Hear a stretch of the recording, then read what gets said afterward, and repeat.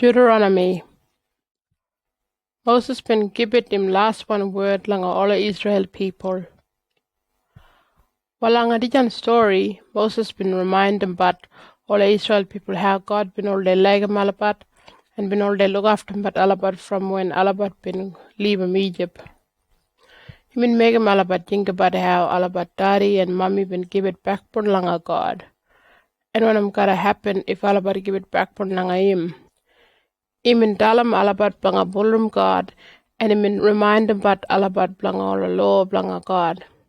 Moses been make him Joshua leader, and after imin die there langa Moab. Deuteronomy chapter 1. Moses been talk langa all the Israel people. Walanga dijan book na all a word when Moses been talk langa that lot Israel people when they been ready blanga go langa that country called Canaan. Not just side langa that Jordan River. They been sitting there langa that desert country, sunrise way from that Jordan River, there langa that country called Moab. They been sitting kulijab langa that town called Suf, that town called Paran, been on one side langa Alabat, and that lot popular town called Tophel, Laban, Hazeroth, and Dire Saheb, been sitting another side. Past time Yahweh, the trouble of God, been beat him King Sion from that town called Heshbon, blanga that lot Emrite people. And King Og, who been jiran boss blanga that double town called Eshtaroth, and Idre, there langa that country called Bashan. Well, anybody sabi how far from that big one hill called Sinai through langa that hill country blanga Edom, blanga go right up langa that town called Kadesh Barnea? Might be on 11 day, but that lot Israel people been left a walk 40 year from when they been leaving Egypt. Well, longer that first one day, longer that number 11 month, longer that number 40 year after they been leaving Egypt, they been ready now longer go longer that country called Canaan. Longer that day now Moses been talk longer that lot Israel people. Imin dalam alabat everything where Yahweh been dalam him, strong bala way blanga talk langa alabat. While Moses been talk, when we been stand there langa that hill called Sinai, Yahweh the trouble of God blanga we been talk langa we. You might been stand a long time na langa the jan place. You might make him all everything ready bala now blanga keep gone. You might gotta go langa that hill country blanga that lot Emrite people. And langa that lot Najalot country, right around there, and langa that Jordan River country, and langa that hill country, and langa that plain country, and langa that south side desert country, and langa that country one side langa that saltwater called Mediterranean. Keep going langa that country called Canaan, and right over langa that hill country called Lebanon, and right up langa that big bala river called Euphrates. Me na Yahweh been promised him the country langa yum of grandfather mob, Abraham, Isaac, and Jacob. And langa all beginning him up langa alabat. Yum of gotta love to go and take over that country. Like that na Yahweh been talk. Moses been pick him out all a leader mob. While Moses been keep on talk langa that lot Israel people. When we will still sit on but there langa that big one hill called Sinai, I've been telling you mob. I can handle him this work where I sit on boss blanga you mob. It might be too much blanga me. I can't do myself. While Yahweh the trouble of God blanga we been making we sit on big mob nah, just like all a star langa sky. And I've been asking Yahweh the trouble of God blanga we grandfather mob. Blanga make him you mob album lot of beginning blanga siran biggest mob people again. And give it you mob all a good bala thing do, just like him and promise him langa you mob. Well I've been asking you mob, what am I gotta do? How I gotta sort him out any trouble or argument blanga you mob? Well you mob gotta pick him at some bala man from every clan who siran clever bala and who sabi blanga everything. And I gotta make him alabat blanga siran boss one blanga yumap. And yumap been talk. You why diyan him good bala thing blanga dom. While I've been get 'em that lot boss one men from every clan, where they clever bala and where they sabi everything, and I've been dala alabat, long look after you mob. Sambala boss one, been sidan boss, blanga 1,000 people, and Sambala blanga 100 people, and Sambala blanga 50 people, and Sambala blanga 10 people. And I've been pick 'em at Najalot boss one from all a different one clan, blanga sidan boss langa alabat. While langa that time na I've been dalam that lot boss one. You mob gotta jiran and listen langa all the trouble where all the people but you mob gotta give it everybody fair go, no matter if you blanga your own one people or from all that lot another lot people from different one country who siran there langa you mob. You mob gotta treat him everybody same way and judge him all about good way no matter who him. And you mob no more broad and blanga anybody. To you got him all day album you mob blanga talk right way. If you must have a hard time and you must no masabi wanam banga dom, while you must gotta come along me and I gotta sort him at that trouble blanga you mop. While long at that same time na I've been talk langa you mop blanga everything you mop gotta dom but 12 bala men been look around sneaking bala way langa that country blanga all the Amrite people. While Moses been keep going talk. While we've been doing one Yahweh that trouble of God blanga we been dalam we strong bala way. We've been living that hill called Sinai and we've been go through langa that nugur one desert country and we've been come at langa that town called Kadesh Barnea. I've been dalam you mop look there langa that hill country blanga all the Amrite people where Yahweh has a trouble of God blanga we and blanga we grandfather mob gotta give it langa we. You must look, there another country. You must have to go now and take over that country just like him and Dalamwi, strong away blangadom. You must keep going and no more braten. But you must been coming along on me and you must been talk. What about Melisandum Sambala men blanga go and look around sneaking balaway what kind that country? William Dagan Dalamela but Wujan Road blanga go and what kind towns around there? Well, I've been thinking about that, and I've been reckoning him good idea, and I've been picking my 12 men, one bala men from every clan. They've been go along that hill country right up along that place called Eshcol Valley, and there now they've been look around sneaking bala way what kind that country. They've been bringing back some bala fruit daga where they've been find them there along that country. And they've been telling about that country where Yahweh gotta keep it langa malabat in brabi kurwan ground, langa groma but all kandaga. But you must been give it back pun langa Yahweh, that trouble of God langawi, and you must no been wonder go langa that country. You must been all day get wild gija langa you must tent, and you must been talk. Yahweh no malege malabat. Im na been bringing mad but malabat from Egypt. But him just want to hand him over Malabat langa that lot Amrite people banga kill him Malabat. What for Malabat gotta go there? Malabat Braden do. To me that lot men where they been go langa look around that country been dalam Malabat all the people there. They're probably strong pala and they're probably long one and they can beat him Malabat. And Malabat sidan langa all a big one town got him probably high pala one wall right around langa Alabat. And probably big on giant been sitting there too. But I've been talk. No more broad long at that lot people. Yahweh gotta go leader langa you up, and him gotta album you up. You must sabi how him an album you up when him and let him go him up free from Egypt. And long that big one desert country too. You must sabi probably way how him and mind him but you up. Good pala way right up long at the place. Just like that daddy one where him got him up in beginning. No matter I've been all day dalam you must logic at, but still you must no been trust him langa Yahweh. You must sabi him in all day go leader, blanga find him good one place, blanga you must blanga make him camp. Him na been show you must buje blanga go. Nighttime him send him big one fire, blanga go leader langa you must, and daytime him send him long one cloud. Yahweh been punishing all the Israel people. While Moses been keep on talk.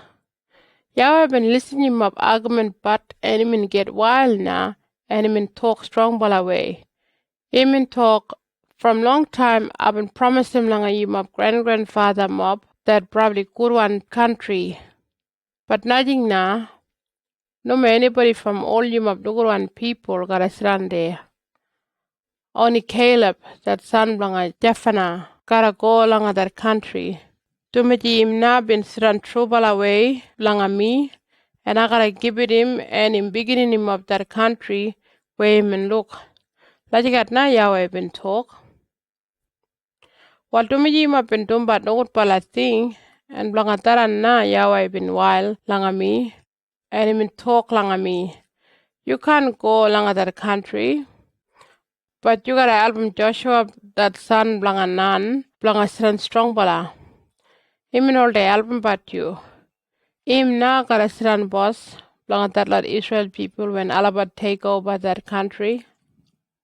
From there Yahweh been talk langa we. While you must not been reckon all the enemy gotta take him away, all you must beginning him up, but nothing. That lot beginning no more been sabi anything. To me they been all little one. While Mina gotta give it all about that country and all about gotta take over that country. But you my people gotta go back langa that desert country, langa that road where you come out langa that soul what I call him Red Sea. Like you got now Yahweh been talk. While Moses been keep on talk. You my people been talk. Malabat been doing probably no good one thing langa Yahweh. But today Malabat ready langa doing one Yahweh been dalam Malabat. From there, you must been get ready, blanga fight now. To me, you must been reckon even an easy one, blanga go and fight and take over blanga that hill country, blanga all the Edomite people. But Yahweh been talk langa me, tell them all about no more blanga fight. To me, all about enemy gotta beat them all about, and I can't help them all about. Well, I've been telling you must one Yahweh been talk, but you must no more been listen. You must been give it back from langa him, and you must been reckon myself when you must been go langa that hill country. From there, all the Amorite people who been run langa that hill country been come out langa you must that much now, just like big mob hornet where run 'em up you must. They've been hunting where you must right up langa that country call 'em Homer, and they've been beating you must there langa that hill country langa Edom. Well, you must been jingat langa Yahweh, langa album you must. But him no more been listen langa you must or take notice langa you must. While Moses been keep on talk. While we've been sitting langa the town called Kadesh from long time now. Deuteronomy chapter 2. 40 year langa desert country. While Moses been keep on talk. Pampa we all lot been turned back and go back langa that desert country where we've been pulling that road langa that salt water call him Red Sea, just like Yahweh that trouble of God been dalam we blanga dum. While we've been walk about langa that hill country, blanga Edom long time now. After na, Yahweh been talk langa me. You must been here walk about langa this hill country long time now. While you must gotta go north way now. You must gotta go through langa that hill country blanga Edom. That country blanga all that lot beginning him up blanga Esau. No matter all about countrymen blanga you up, but they gotta still broaden langa you up. But you must must start fight there langa that lot people. To me, I can't give it you up any part langa that an Edom country. Him blanga Esau beginning him up. You must can only buy him daga and water from Malabat. Like you get now Yahweh been talk. While you must got a jingabat now where Yahweh been album you must got him everything where you must been dombat. And him look after him but you must langa dijan big one desert country. Him there got him you must langa that 40 year now. And him give it you must all everything where you must been want them. Bombay now we've been leaving that road we've been go from that Dubala town called Elat and Esiyangaba, right up along that Solwara called Dead Sea. And we've been go along that desert road along Moab. Yahweh been talk along me. No more make him trouble along all the people along Moab. That lot beginning him up along a lot. You must no more go and fight along Alabat country. No more. I've been give it all about that town called Aya. I can't give it you up any country lang Moab. Like you get now Yahweh been talk lang me. Well, one time that lot giant called Emite been all day sitting lang that town called Aya. That lot people been probably long one and probably strong bala just like that lot giant called Anakite. That lot Moabite people been call them all about Emite people, but they've been probably Rephite people. That people call them Horite, been surrounded along that country call them Edom, but all the beginning Iblanga Esau been handed way all about and they've been surrounded there. Just like that lot Israel people been done Bombay when they've been handed way all about enemy and they've been surrounded along that lot country where Yahweh been give it all about. While Moses been talk, Bombay we've been crossing that Sirit river just like Yahweh been dalam we. Dijan been 38 years after we've been away from Kadesh Barnea, along a desert country. All the fighting men been died there now, just like Yahweh been talk. And Yahweh been punish him but all about right up him and bini him up all about. Well after all about been died, Yahweh been talk long we. Today now you have got to keep going through that country called Moab, and you have got to go through that town called Aya, and you have got to go Kulijabla, langa that lot people called Ammonite, open beginning iblang a lot. No more make him trouble langa alabat, and no more go and fight langa alabat country.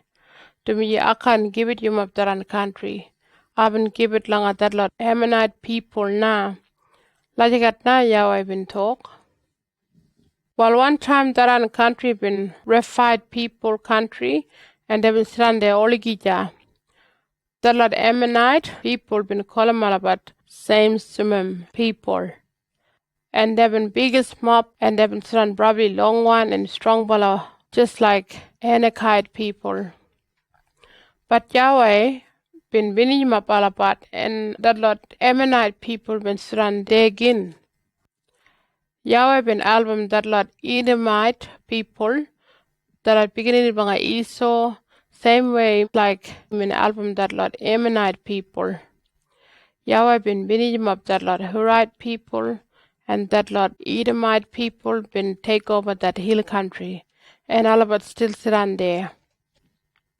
One time that lot people from that island called Crete been coming there one side along that big one Solwara called Mediterranean, and they've been winning up that lot people called Ebite people over in Jirande Bastam. The lot island people been take over that country right up along that town called Gaza. While Moses been talk now, after we've been go through along Moab, Yahweh been talk long away. You must cross him that river called Arnon. I got an album you must long beat him that like Edomite people and take over that country. And I got to hand him over long you must that Edomite king called Zion from that town called Heshbon. From today now, all the people from Najalot country got a broaden long you must.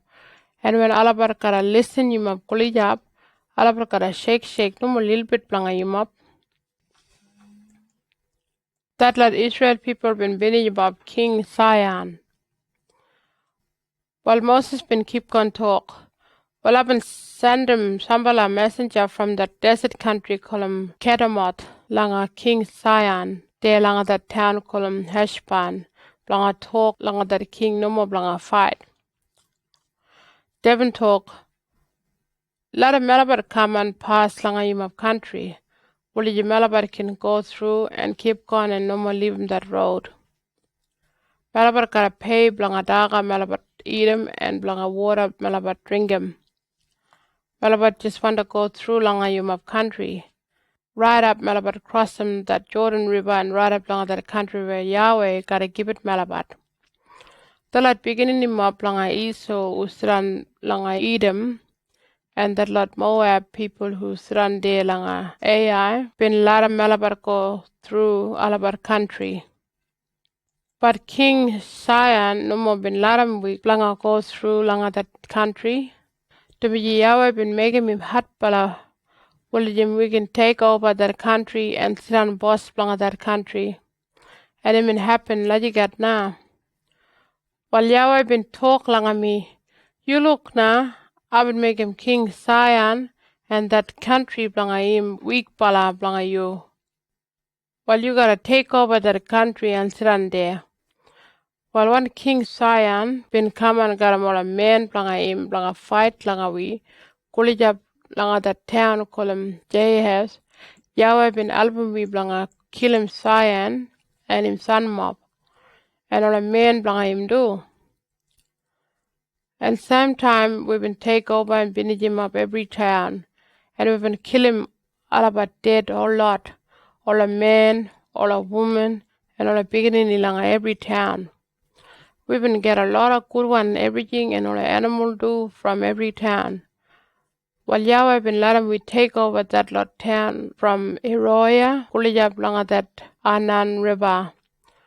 And langa that town, kulijab langa middle langa that valley, and all the way langa Gilead. No more any town wall been stand strong bala blanga we. But we no more been go kulijab langa that country, blanga that lot Ammonite people. O kulijab langa that lot open suran langa that Jabak River. O langa that lot town one side langa that hill country. O langa any place where Yahweh been dalam we no more blanga go. Deuteronomy chapter 3. That lot Israel people been beaten King Og. While Moses been give gon talk langa all Israel people. From there, we been go along that road, along that country called Bashan. And King Og been come and got him soldier mob, lang a fight, lang a we kulijap, lang that town called Idre. There now Yahweh, that trouble of God been talk lang a me. No more Brighton, lang a him. I gotta hand him over him and him soldier all about, and all that country blang him, lang a you mob. While you map gotta do same one thing langa him, like you map been doing Bastam, langa that Edomite king, call him Sion. Uben jiran boss one langa that town, call him Heshban. While Yahweh been hand him over that king Og and him people all about langa we, and we been kill him all about dead. And langa that same time, we been take over 60 town langa that place, call him Egob, where King Og langa Bashan been jiran boss. While all that town been up probably strong one high bala wall, and they been jaram up that wall, got 'em gate, got 'em all a strong one ba lang all about. And they been up some bala little one town where no more been up wall. While we been binaging up all that town, and we been kill 'em dead, all a man and all a woman and all a beginning blang all about, like we been doomed there lang at that town blang a King Sion from Ashban. And we been taking away all the animal and all everything from that town. While long at that time now, we been take over from that Tubala Edomite king, that country there, Sunrise Way, long a Jordan River, from that Anan River right up along that hill, call 'em Amen. That Sidon people call 'em that hill Syrian, and that Amorite people been call 'em that hill Sinira. And we been take over that country, Bashan, from King Og, where Midian boss la all a town la that flat one country there, along that hill country. And that Tubala country, call 'em Gilead and Bashan, and right up Sunrise Way, along that Tubala town named Salaka and Idre. While King Og been jiran last one na, along that Rephite people. And after him died, they been make him that box, blanga him got him stone, and him in jiran 4 meter long way and 2 meter cross way. And you can look that box today, there langa that town named Reba, where that lot Ammonite people jiran. Like that now Moses been talk. All a clan sunrise side langa Jordan River. While Moses been keep on talk, while when we been take over that country, I've been give it langa that Tubala clan named Reuben and Gad, that country where been north way, from that town called Arroya, Kulijab langa that Anan River, and half that hill country langa that country called Gilead, and I've been give it that Tubala clan or a town too. I've been give it that Najalot country blanga Gilead and whole lot that country Bashan where King Og bin jiran boss langa that half clan blanga Manasseh. They call him that place Egob na. Before they been call him Bashan, that country blanga all Rephite people. That man named Jaya from that Manasseh clan been take over that country Bashan right up langa that double place called him Geshua and Maacah, north side from Bashan. And Jaya been give it all a little one town la Bashan, Imron one name, and today now people still talk blanga that lot town blanga Jaya. While I've been give it that country Gilead langa that Machir family blanga that clan called Manasseh, and I've been give it that double clan called Reuben and Gad, that country from Gilead right up langa that Anan River langa south side, and right up langa that Jabbok River langa north side. Dijan River been jiran border langa that Ammonite tribe. And langa Sangoran way, that country been go right up langa that Jordan River from big one water called Galilee langa north side, and langa that Dead Sea langa south side, and Kulijab langa that big one hill called Pisgah langa sunrise way. While same time, I've been dalam that lot men from that tribal clan called Reuben, Gad, and half Manasseh, one of them all over kara doom. I've been talk, Yahweh been give it you up Dijan country sunrise way from that Jordan River, and then you up kara jiran, while you up kara jandem you up soldier black crossover, langa that Jordan River leader, langa that lot Najalot Israel clan, langa help them all about take over that country. While langa that lot town where I've been already give it langa you up can leave them you up wife and all a beginning, and that lot big mob animal where I sabi you up got him, you gotta help them that lot Najalot clan na, langa take over that country where Yahweh gotta give it all about there, Sanguran way, langa that Jordan River. Right up all over Karajiran good way, just like Yahweh been doom bastam blanga yumap. From there, yumap can go back like that country where I've been give it blanga yumap. From there, I've been talk Joshua, you been look all that lot thing when Yahweh been doom blanga that Tubala king named Zion and Og. And him gotta do that same one thing langa everybody there langa that country where you gotta take over. You know more pride and na blang all about to me Yahweh kara album you. Moses no more allow ko langa Canaan. While Moses been keep on talk, langa that time na I've been pray got him all my heart langa Yahweh. I've been pray. Yahweh, that boss one God, you been show me that power blanga you, and all a good pala everything where you been doing. And you gotta do more again. No matter any dream in here like this country or long a sky can show them that strong bala power you got him. Yahweh, you gotta let me cross him that Jordan River. Ulijima when they look that good bala country there another side. And look long at that pretty one hill country. And that lot hill country call him Lebanon. Well luggage at now I've been pray. But to me, yumap bin dumbat nukut pala ting, planga tarande na, Yahweh bin wild langa me, and him nama bin take notice langa me, him in talk, binich na, nama talk all day planga tijan ting.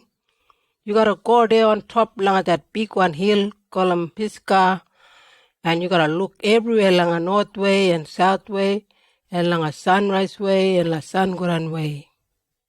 You gotta look good way, Bastam, Dumiji. You can't cross him that Jordan River and go along that country called Canaan. And you gotta tell him Joshua want him gotta doom and album him jiran strong bala. Bulijim him gotta sabi want him gotta doom. Him na gotta take him that lot Israel people along that Canaan country but take over that country. Lagajat na Yahweh been talk. And then now we've been jiran along that valley one side along that town called Beth Peoah.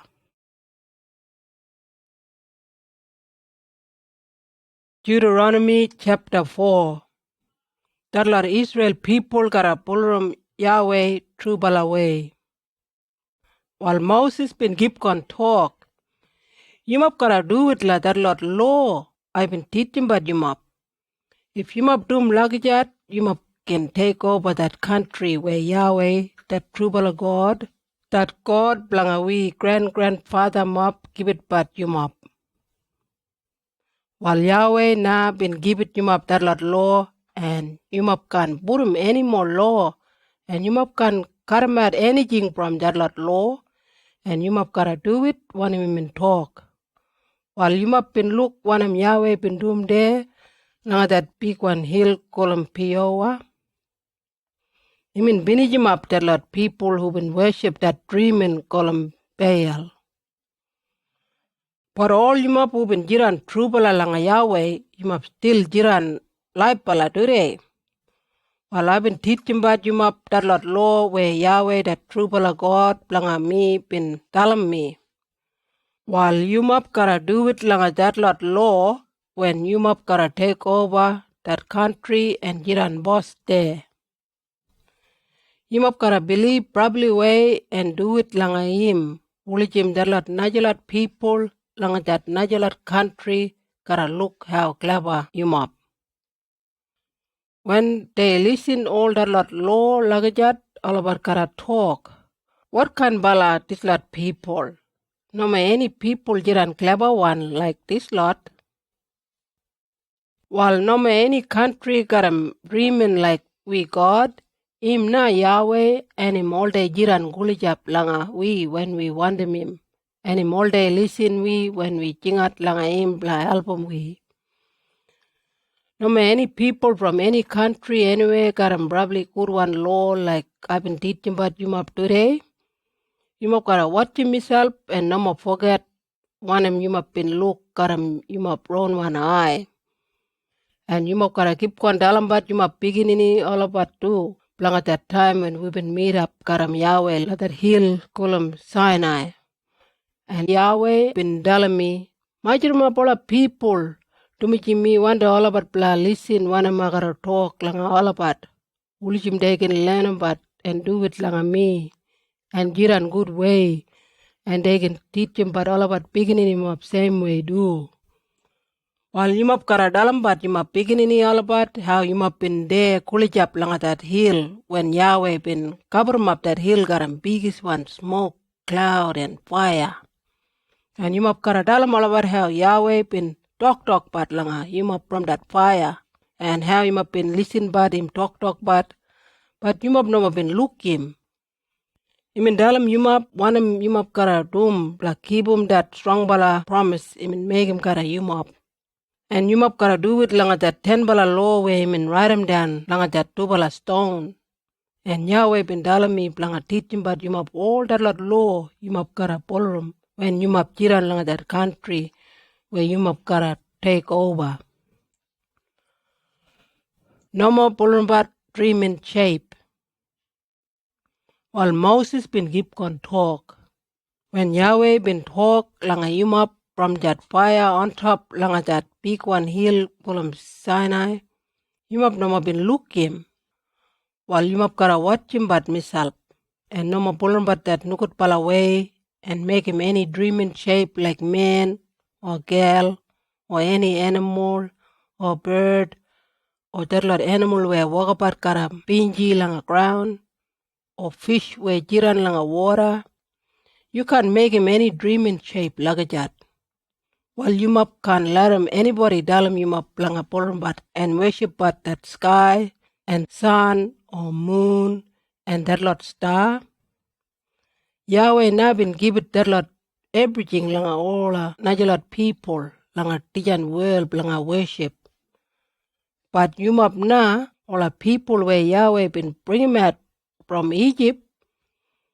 When you map been jiran prisoner lang that country, I mean just like big pala fire been burn but I mean bring him out you up and make you up in wrong one people all about.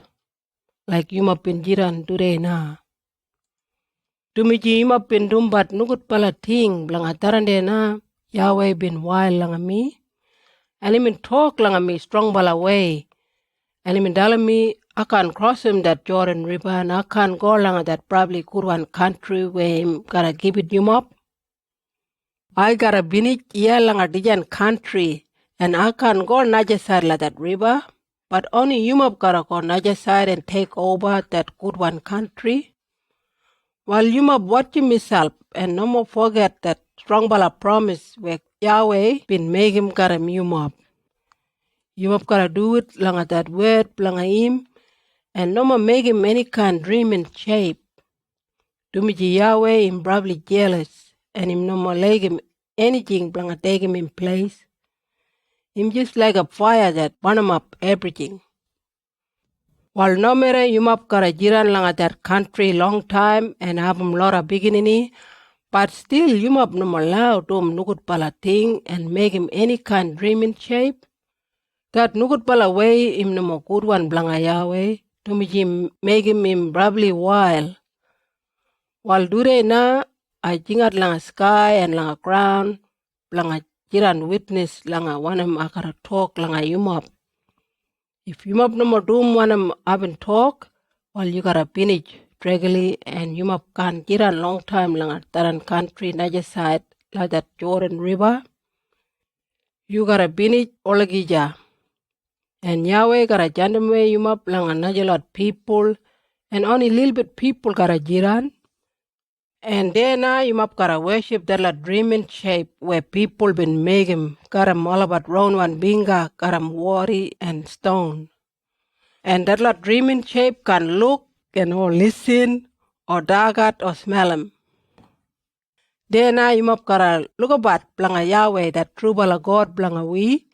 And if you map look about blanga him and turn back blanga him and ballroom him garam you map feeling all bit while you map gotta find him. And when you map have a lot of trouble and all kind thing happen langa you map, bamba you map gotta turn him himself and ballroom God and do it langa him. Him not that bravely kind bala God and him all day sorry blanga you map. Him can't leave him up or finish him up, you up. Him can never forget that probably strong bala promise where him and make him got him with grandfather up.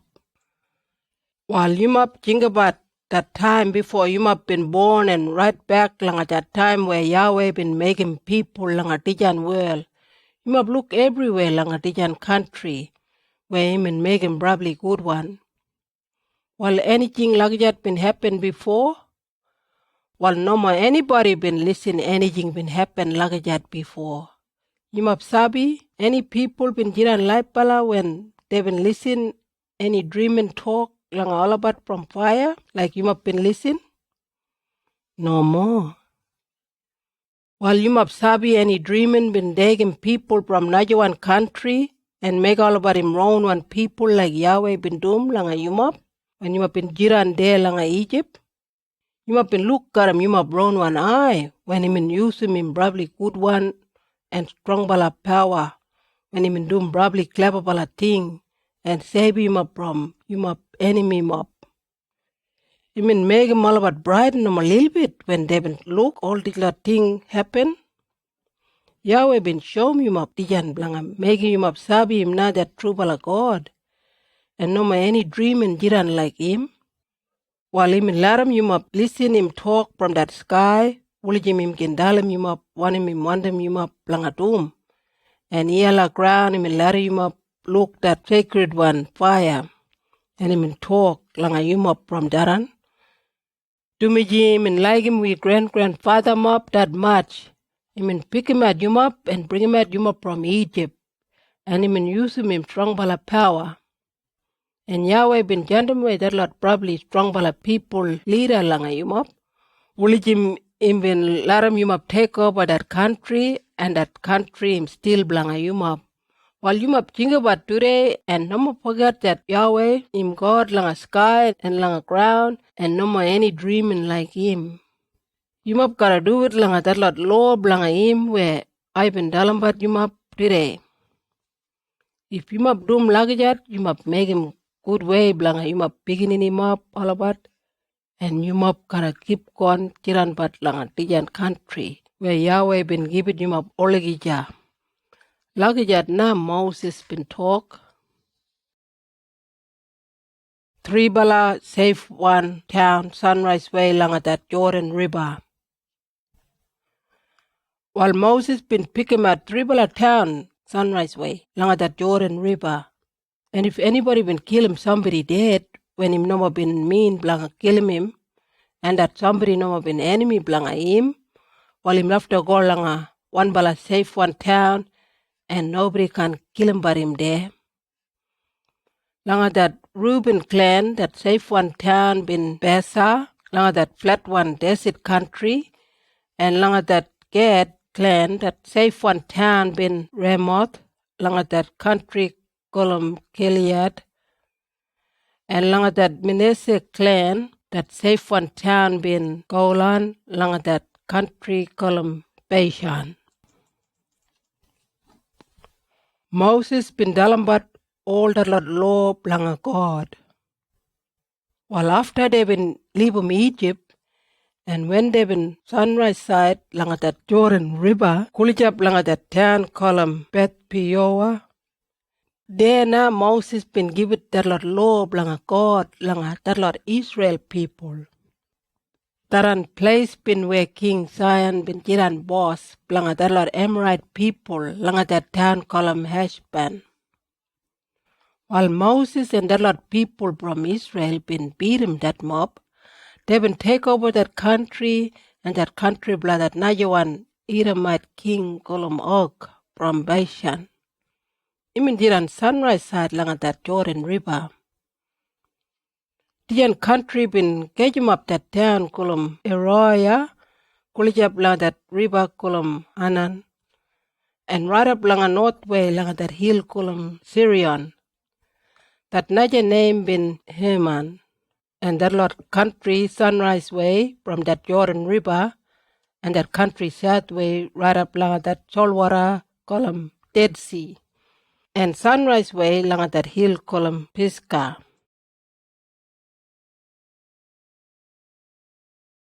Deuteronomy chapter 5. The 10 bala law. While Moses been marching up all the Israel people, and him in Dalamalabat, all you of Israel people, you have gotta listen probably way langa this law where I gotta dalambat you up today. You have gotta learn all this law, and you have gotta take notice and do it. There langa that hill column Sinai, Yahweh the true bala God blanga we been make him that probably strong bala promise. No more only got him we dead him up, but got him we do where we jiran libala today.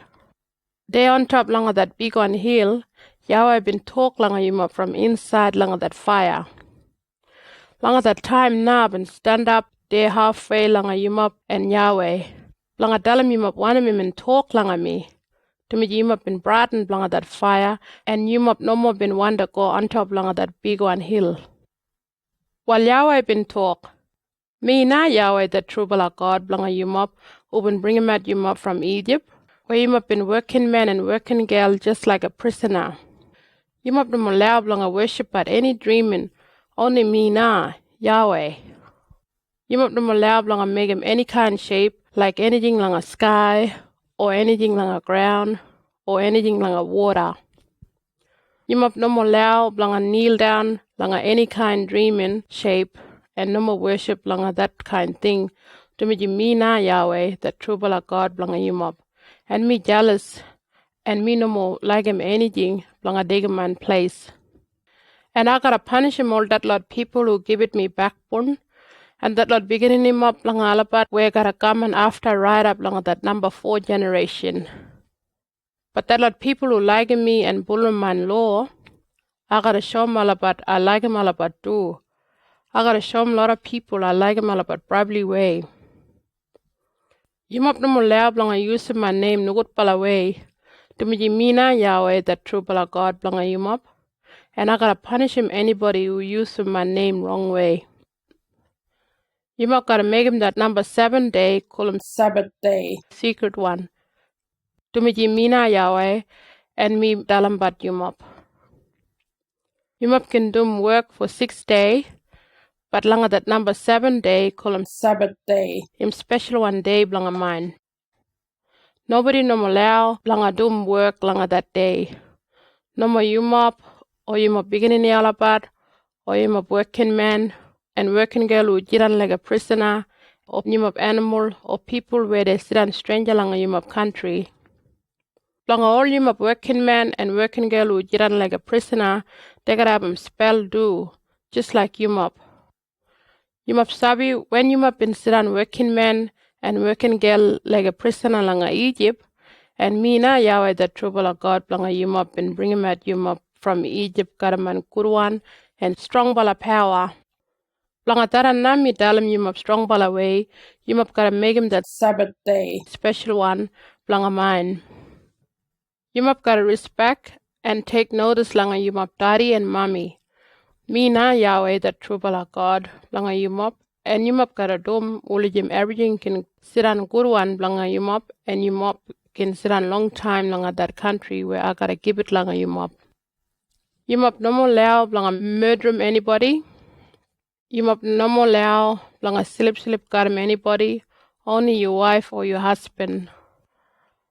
Yumop no more allow blanga stealing about anything. You must no more allow blanga put blame langa anybody and talk about anybody no good pala way. You must no more allow blanga wonder but naja man wife or house or him country or him working man or working girl who jiran like a prisoner or him bully him up or him donkey him up or blanga him round everything. Lajigat na Yahweh been talk. While Moses been keep gon talk. This lot na all a law where Yahweh been dalam langa yumop when yumop been majarmop missa langa that big one hill. When him in talk from that fire and from that big one cloud, him in give it yumop only this lot law na. From there him in write him down all this lot law langa dobala flat one stone and him in give it langa me. All our people been broaden. While Moses been keep gon talk. When that big one hill been burn but got him fire, and you must been listen Yahweh talk from that dark one place. While you must leader and all a boss one, blanga all a clan, blanga you must been coming langa me. And they been talk. Today when Malabat been listen langa Yahweh talk from that fire, Malabat been sabi blanga him shiny one light and power. Him in talk langa Malabat but him no more been kill Malabat dead. While Malabat sabi him can dom lajigat and no more killing people dead when him talk langa people. But Malabat no more want to die. That probably hot one fire now gotta finish him up Malabat. If Malabat listen Yahweh that God blanga we talk again, while Malabat gotta die. When that libela one God him talk langa anybody from fire, him can keep on sit on libela one? No more. You go back Moses langa Yahweh blanga we God and listen one of him talk. From there you gotta come back and dalam Malabat. One of him and dalam you and Malabat gotta listen and do it. Let you get now la leader mob and boss one been talk. While Moses been keep gon talk. When Yahweh been listen langa you mob, him and dalam langa me. I've been listen one of this lot people been talk and all about right. What for all about no more dum la you get langa me all the time? Me probably wonder alabat blanga respect me and take notice langa me. And man law wulijim agara do mola good bala thing oligija langa alabat and langa alabat beginning mob. You go and dalam alabat blanga go back langa alabat camp now. But you Moses, you sit on yagara me and I gotta tell you all that lot law and word blanga mine. From there you gotta go back and teach him all man law langa that lot people wulijim alabat gotta take notice langa that lot law langa that country where I gotta give it alabat now. Lajigat na Yahweh been talk. While Moses been keep on talk, you must Israel people, you must gotta take notice and do it everything Yahweh, the trouble of God blanga we been talk, blanga him law. You must do everything where him in dalam you must blanga dum. You must take notice and do it langa all that lot law now, wulijim everything can sit on good bala way blanga you must, and wulijim you must can keep on sit on langa that country where you must gotta take over.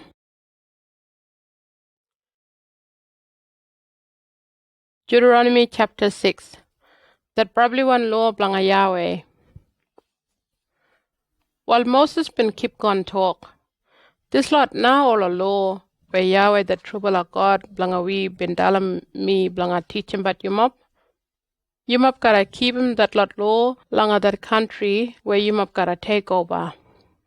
All you mop and all you mop beginning him up gotta show him respect langa Yahweh and take notice langa him law where I give it you mop now. You mop gotta dom lajikat wulijim you mop can sit on long time langa that country where Yahweh gotta give it you mop. All you mop Israel people take notice and do it langa this lot law wulijim everything gotta sit on good one blanga you mop. And you mop gotta have a lot of beginning langa that probably good one country where him got a good one ground blanga grow up but all a daga. Lajikat na Yahweh the trouble of God blanga we grandfather mob been promising we.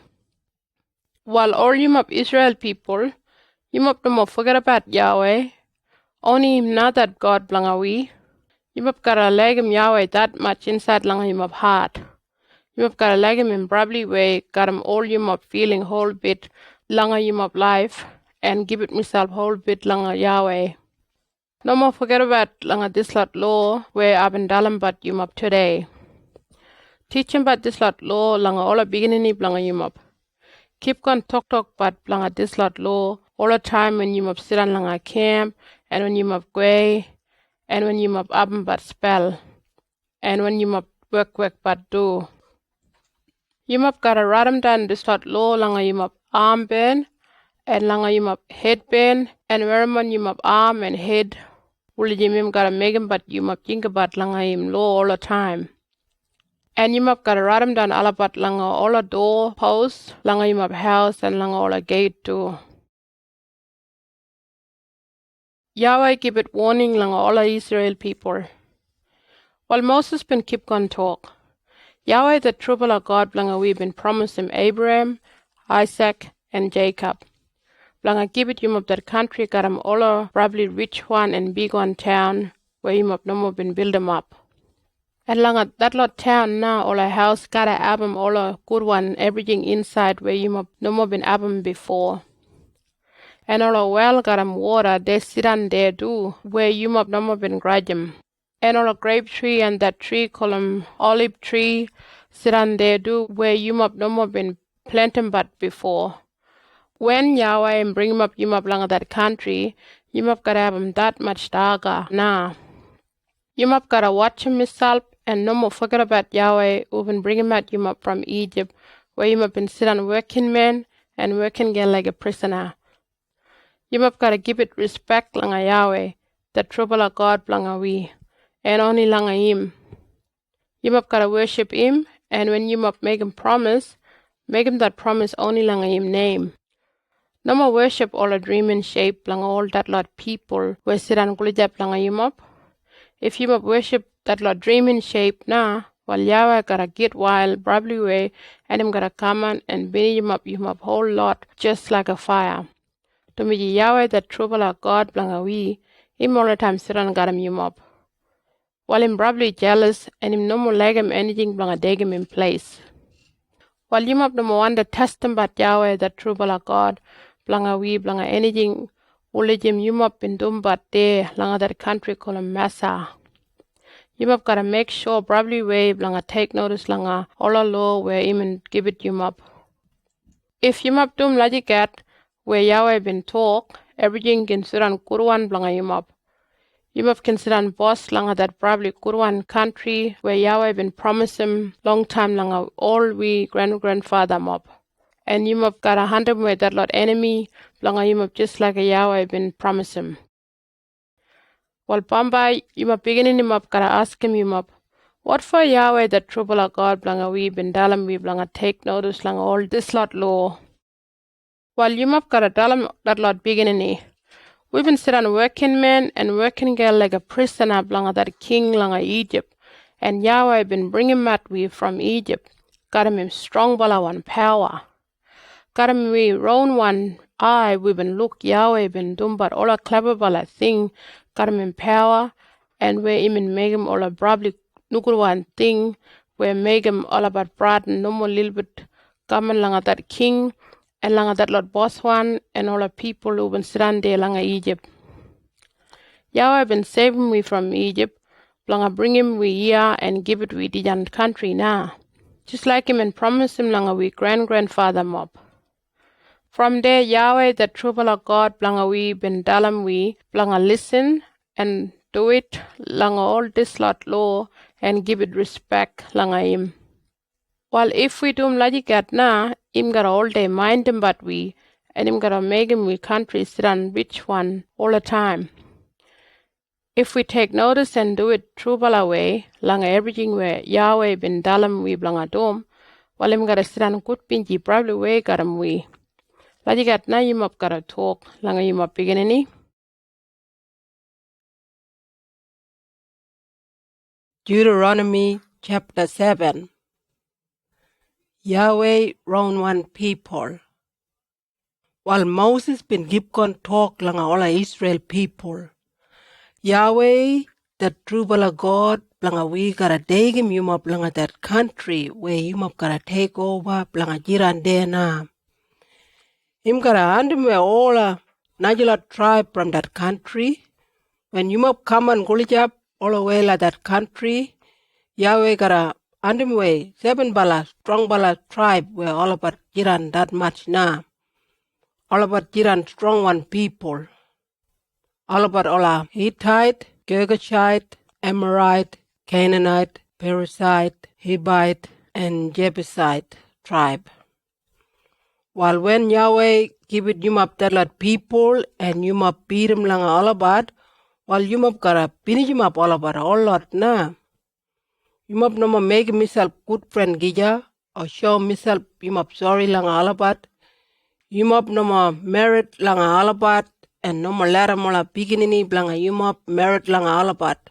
Tumiji bambai the lot nine lot people might make yumap beginning him up go away from Yahweh blanga worship but any kind dreaming. If yumap doom daran while Yahweh gotta get wild probably langa yumap and him gotta finish him up yumap quick pala na. While yumap gotta break him up all a table blanga offering la all a worship place and break him up all a sacred one stone where all about jump up straight up. Yumap gotta cut him down all a girl one dreaming shape kulum Asherah and burn him up all a wood one dreaming shape blanga all about. Yumap gotta doom lagijat na dumiji yumap blanga Yahweh. You mean pick him at yumap people from all a Nigelat people who jiran la all a country blanga jiran him own one special one people. While yumap sabi what for Yahweh been pick him at yumap, him no more been pick him at yumap dumiji yumap been jiran that much from all that lot Nigelat people. No more. Yumap been jiran only little bit people langa all a country. But Yahweh been pick him out yumap dumiji him and like him yumap probably way and him and want him blanga keep him that promise where him and make him got him we grandfather mob long time. Blanga tarande na him and bring him out yumap got him strong one power and him and make him up free from that king blanga Egypt where been making him up working man and working girl just like a prisoner. Yumap kara jinga about Yahweh that true bala God blanga we. Him that one bala God na. And him probably true bala one. Him gotta keep him probably strong one promise where him in all day keep on like him that much all the people who like him and take notice langa him law. But him can't hold him back himself langa punish him all the lot people who give it backbone langa him. While you must gotta take notice and do it when you must been learn. You must gotta do all the law where I've been telling about you must today. When you do one Yahweh want them. While Moses been keep on talk, if you must listen langa this lot law and do it true bala way, while Yahweh the true bala God blanga we, gotta all day keep him strong bala promise gotta you must. And him na gotta all day keep on like him you up that much. Just like him and promise him you up grandfather up long time. Yahweh gotta like him you up and jiran kind bala blanga you up. And him gotta make him up people blanga jiran that much na. Him gotta make him that ground probably good one blanga him up. Ulijim him up can have him that much seed daga, wine and olive oil. Him gotta make him up blanga abum lot of buligi and cheap. Him gotta give it him up all this lot everything na langa that country where him and promise him langa him up grandfather up long time. Him gotta give it him up probably good one thing more langa all our natural people. All him up gotta keep going abum but more beginning and all him up animal do gotta keep going abum but little one do. When you up in jiran langa Egypt, you up in abum all kind sickness. But Yahweh gotta mind him but you up and you up can jiran sick pala. Him gotta put him that lot sickness langa that lot enemy blanga you up.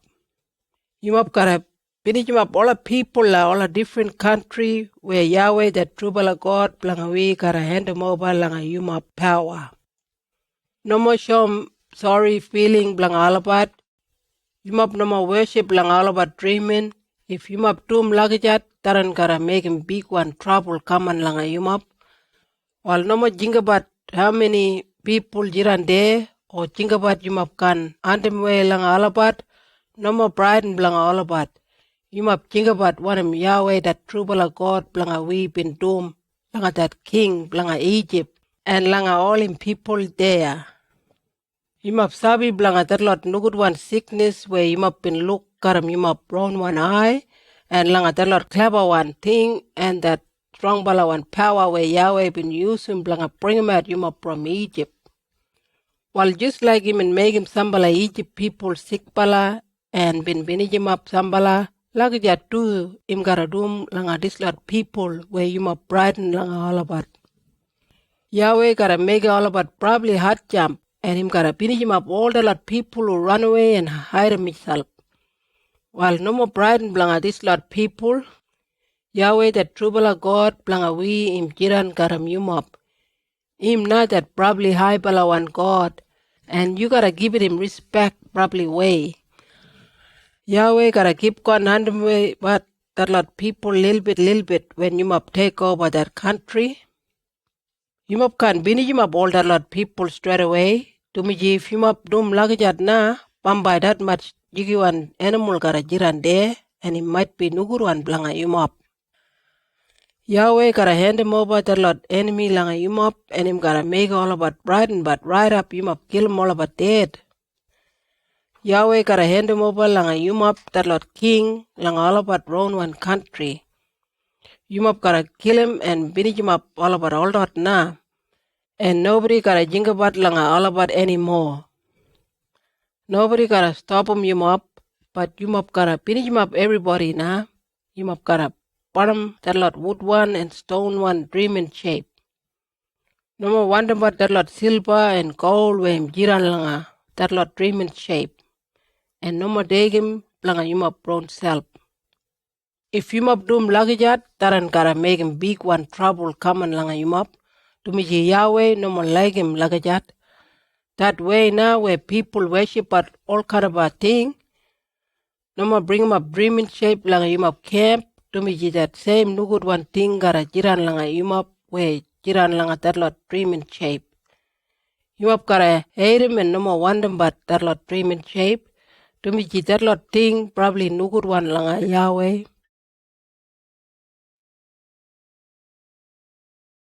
Deuteronomy chapter 8. That good pala country Yahweh gotta give it. While Moses been keep on talk like that lot Israel people, you map gotta take notice and do it probably way langa this lot law where I've been telling about you map today. Bulijum you map can take over that country and make himself biggest mob there langa that country where Yahweh that true pala God been promised him langa we grandfather mob. You must think about that lot 40 year now where Yahweh been taking we through that desert country. Imin jandem that lot trouble blanga making you map jiran low bala and blanga test them but you map. Will you can look one of you map gotta doom if you map gotta follow him up him true bala way. Yahweh been making you map jiran hungry one. And after I mean give it you up that daga column manna where all our grandfather map blanga we no map in eating but before. Imindum lagijat blanga teach him up that im no more only that daga that making people jiran laipala najing. That word blanga Yahweh na making people jiran laipala. Langa this lot 40 year, you map clothes no more been go rubbish one, and you map foot no more been swell up. You map think about na. Yahweh straighten him up, and him punish him up just like 31 and mommy one, straighten him up all a beginning blanga tubala. While blanga darande na, yumap kara dum wanam Yahweh bin dalam yumap kara respect langa him and dum everything where imin dalam bat yumap la dum. Yahweh kara degim yumap langa that probably good pala country where karam lot of river and spring water. And that water where him come out quick pala from ground and go through la hill country.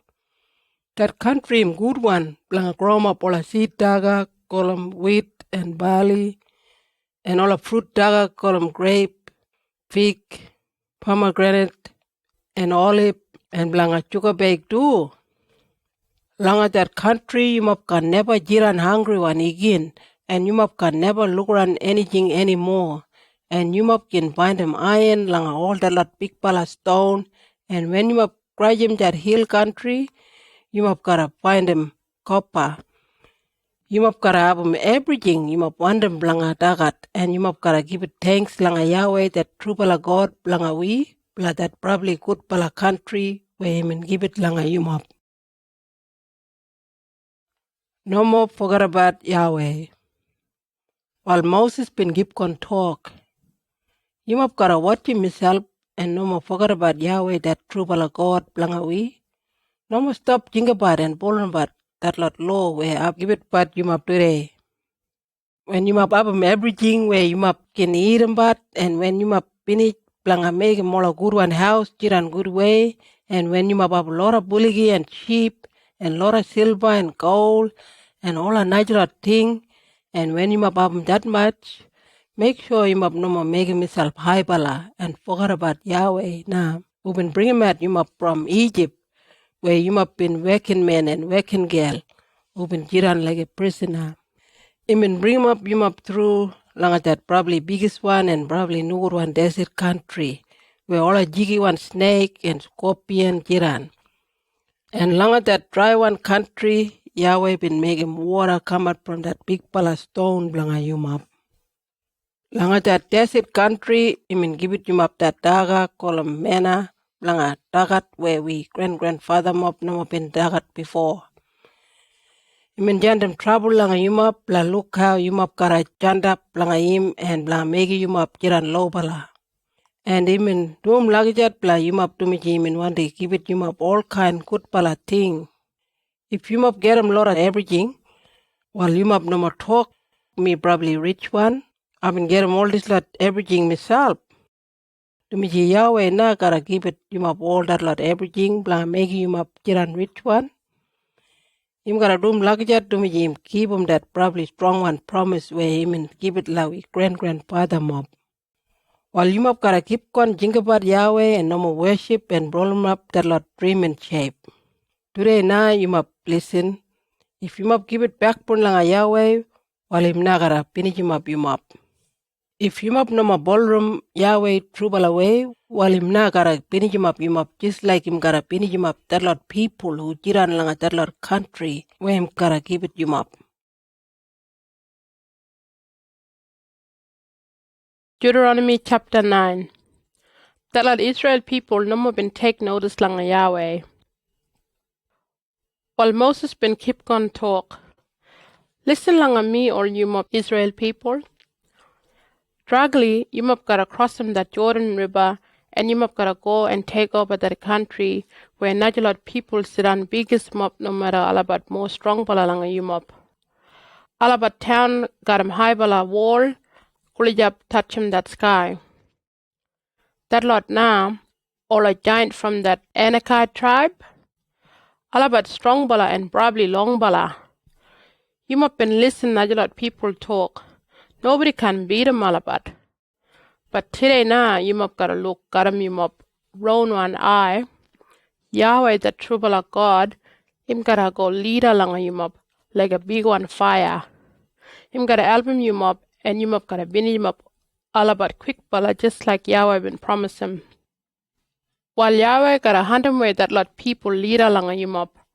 And after now, when you mob sit on langa that country, you mob can talk. Yahweh been give it melabat dijan country to me melabat good pala. No more.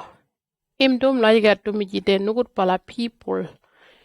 You mob reckon him let him you mob take over that country to me you mob good pala and dum one him Yahweh one them you mob langa dum. But najing. Him gotta hunt him away all that mob. To me that mob probably nugut pala people. And him gotta keep him that promise where him and give it langa we grandfather alabat Abraham, Isaac, and Jacob. But you mob laughter sabi dijan. Him no more give it you mob dijan country to me you mob good pala. No more. You mob probably hot pala people. You mob no more forget about where you mob been making Yahweh get wild langa you mob langa the desert country.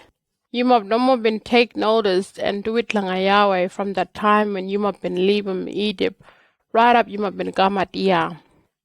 When you mob been sit on langa that hill called Sinai, you mob been making Yahweh get wild, probably way and him and kulijap langa bini you mob.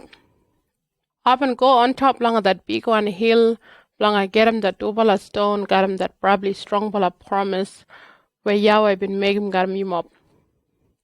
I've been sitting there on top langa that big on hill langa 40 day and 40 night, and Anam been eat him any daga and drink him any water. From there Yahweh been give it me that double stone where him and write him down got him round one binga, one him in talk langa you mob from that fire langa that day when you mob been imagine him up myself there langa bottom langa that big one hill. While after that lot 40 day and 40 night, Yahweh been keep it langa me that double stone where him and write him down that probably strong bala promise. From there Yahweh been telling me, you go on straight away langa your people alabat that you been bring him up from Egypt. To me all that lot people been doing probably no good bala thing. Alabat been already making that dream in shape, and they been give it back pun langa me, and no more dum anything up and dalam alabat planga dum. Well, I sabi what kind that lot people. Alabat probably hot pala. Then I'm a want to listen. No more try stopping me now. To me I gotta binge him up alabat, and nobody can sabi langa alabat anymore. I gotta make him you that daddy langa biggest mob people. We gotta sit on probably strong bala and more strong bala langa this lot people yadiday. From there I've been turn around and come down from that big one hill, and I've been got him up that double stone where him and write him down that strong bala promise when that hill been burn got him fire. I've been look you up, and straight away I've been sabi you up, no more been take notice when him Yahweh been dalim you up langa dum. And you have been done probably no good pala thing langa him when you have been making but that dream in shape like a boy one buligi. And right there leader langa you mop I've been chuck 'em down langa ground that double a flat one stone and they've been all bits up. From there one more time again I've been let on face down langa worship langa Yahweh for 40 day and 40 night, and anamo bin eat him daga and drink him anything. Abin dum dijan dumiji imop bin dum but nugut pala ting langa Yahweh, and imop bin make him get wild brably way. Abin brably braden dumiji Yahweh bin get wild brably way, and him in wonder blanga bin yumop. But again Yahweh bin listen langa me. Yahweh bin get wild langa Aaron do, and him in wonder kill him. But dumiji abin pray blanga Aaron straight away. Abin degim that nugut pala buligi shape. Way him up in make him, and I've been chuck him inside langa that fire. And I've been break him up that dreaming shape and bits him up right up him and Judan that dust. I've been get him that dust, and I've been chuck him langa that little one river where he been run down from that hill. And you must been make Yahweh get wild too when you must been there langa Tubera, Mesa, and Kiparatataba. And you must no more been take notice langa him when him send him you from Kadesh Barnea, and him in dalam you langa go and take over that country where him in wonder give it you mop. You mop and give it backbone langa him. Langa long time I've been sabi you mop, and langa that time now you mop been give it backbone langa Yahweh. While dumiji you mop been lajigat, I've been let langa ground face down langa worship langa Yahweh for 40 day and 40 night.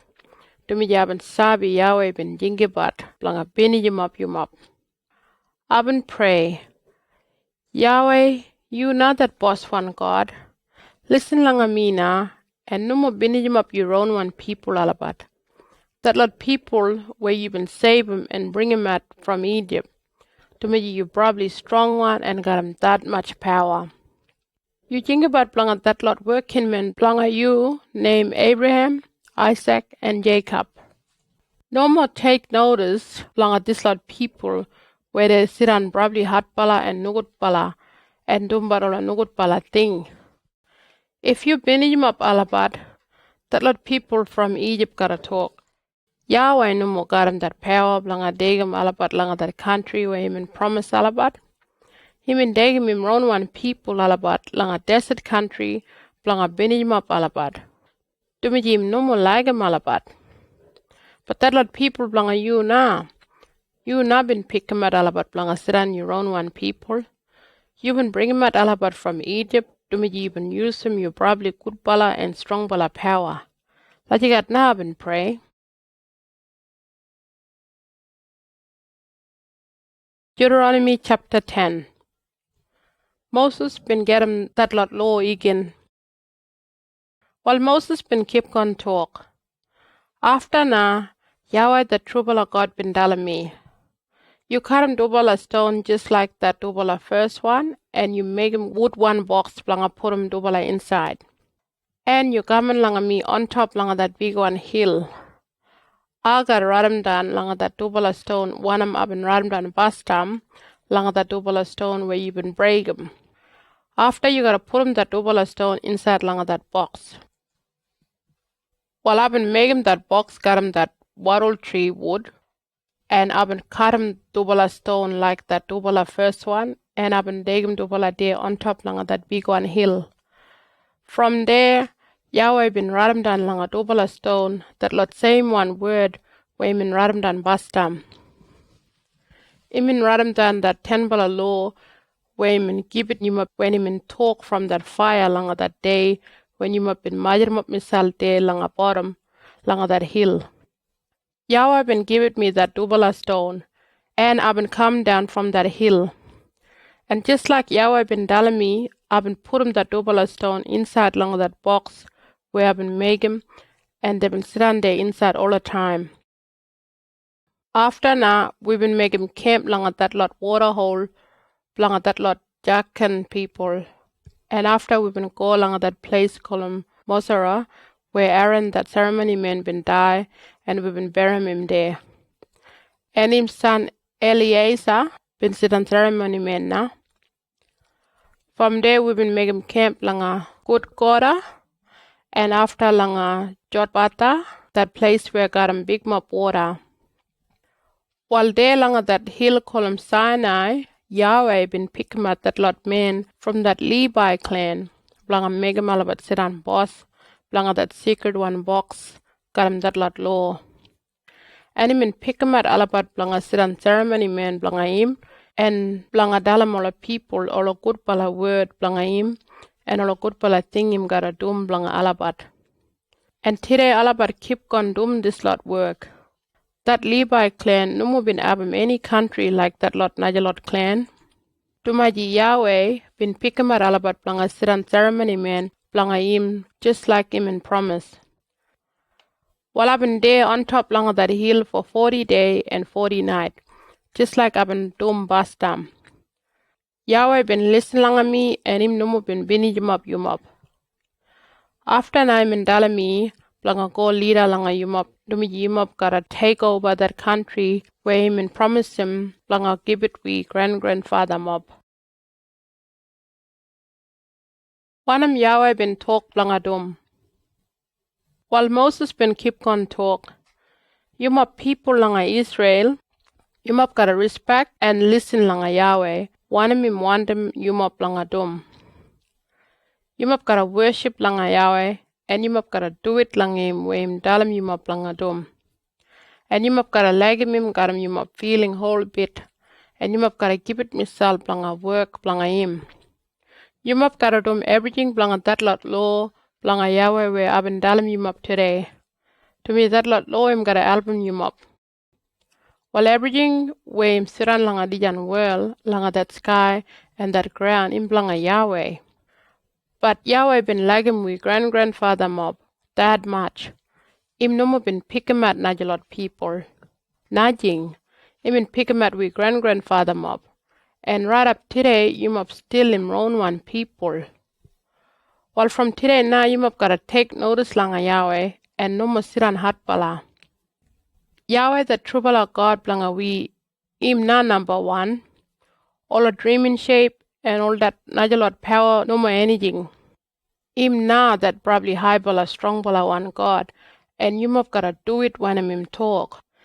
Him give it everybody fair go. Him no more make him anybody pay him money blanga talk blanga him. Him look after but and give it fair go langa that lot beginning you no more got a mommy or daddy and that lot widow girl where they no more got him anybody blanga look after but alapat. Him like him that lot Najalot people where they no more blanga yum up countrymen and who sit on near langa yum up. Him give it all about all the clothes and daga. And yum up gotta like him that lot Najalot people do where they no more blanga we countrymen. Tumaji yum up in lajikat when yum up in siran langa Egypt. Yum up gotta respect probably way langa Yahweh and worship only langa him. Yum up gotta siran true bala langa him. And when you make him promise langa anybody, ask him only Yahweh himself blanga siran witness blanga you praise him. Him blanga we God and you been look, got him you round one eye, or a probably clever bala and good bala thing where him and doom blanga you. When you grandfather been go langa Egypt, they been siran only 70 people. But today now, Yahweh been making me my biggest mob just like that lot star langa sky.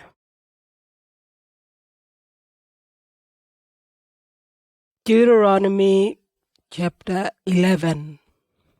Yahweh got that probably strong balawan power. While Moses been keep on talk, you mob gotta like him probably way Yahweh that true bala God, blanga we. And you mob gotta all day take notice and do it blanga all a law blanga him. Today na you mob gotta think about all everything Yahweh been doing blanga you mob. You mob beginning him up no mob been look all that lot thing where him been doing. Only you mob na been look all a clever bala thing where Yahweh been doing but got him in power. He been doing all that lot thing blanga straighten him out you mob and bla make you mob sabi him. You mob been look one him been doing blanga that king from Egypt and all the people blanga him do. You mob been look how Yahweh been binning him up all a army from Egypt. All a soldier mob and horses and buggy do. All about been all drowned there langa that salt water call 'em Red Sea when they been run 'em apart yumap. While yumap sabi what Yahweh been doing langa yumap there langa that desert country right up yumap been gamat here. While yumap jingabat na yumap sabi what Yahweh been doing langa Dathan and Abiram, that Dubala son blanga Eliab from that Reuben clan. They're now leader langa everybody that ground been open up and jewel 'em up, all about karam, all about family mop, and all a tent and all a working man and working girl and all a animal blanga all about. They been all binijap. Trubala dijana dalam yumap na been look all a clever bala thing where Yahweh been doing. All a good bala thing like that country where Yahweh been promised him. While Moses been keep on talk, yumap gotta love to take notice langa that lot law where I've been telling yumap today.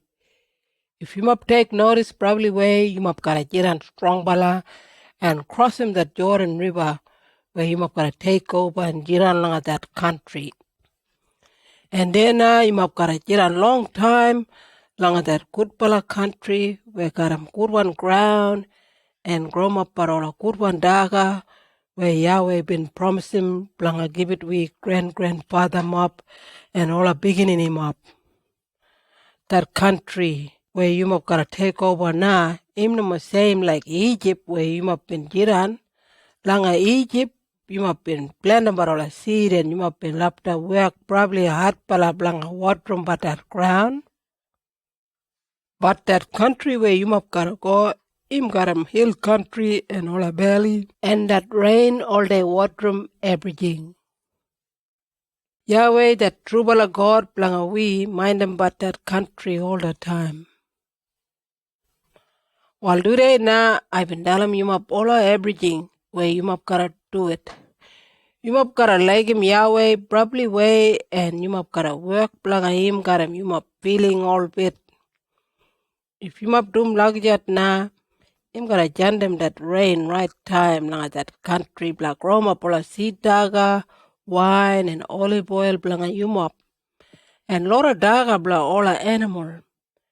And you must gotta have them. All a daga you must want them. But you must watch yourself and no more let them anything take it away you must from Yahweh, blanga worship but and bolon but any dreaming.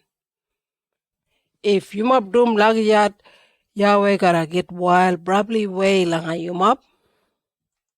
No matter that country where him gotta give it you must in probably good one. Him can't jump them any rain and that ground gotta go dry one and all the daga can't grow and bamba you must gotta die there. While you must gotta all day keep 'em and think about all this lot law. Write 'em down darande langa you must armband and headband and wear 'em on langa you must arm and head. This lot thing gotta help you must all day think about the lot law. You must gotta teach 'em about all a beginning blanga you must and talk blanga that lot law when you must get on a camp and when you must go anywhere and when you must but spell and when you must work but write 'em down that lot law langa that doorway and langa that gate langa you must camp. If you must do 'em like that while you must and you must beginning him up gotta get on there long time langa that country where Yahweh been promised blanga give it langa we grandfather mob. And you must gotta get on there right up that sky gotta finish. You must gotta take notice and do it langa that lot law trouble away where I've been give it langa you must. And you must gotta like him Yahweh that trouble God blanga we. And do it langa everything way him dalam you must blanga doom. And you must gotta get on trouble langa him.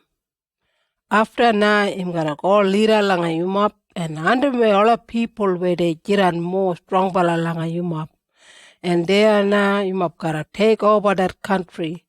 All the ground where you must walk over, him gotta get on blanga you must country gotta get on from that desert country south way right up. All a big bala hill country called Lebanon langa north way, and from that Euphrates River, langa sunrise way, right up la that saltwater column, Mediterranean, langa sun gotten way.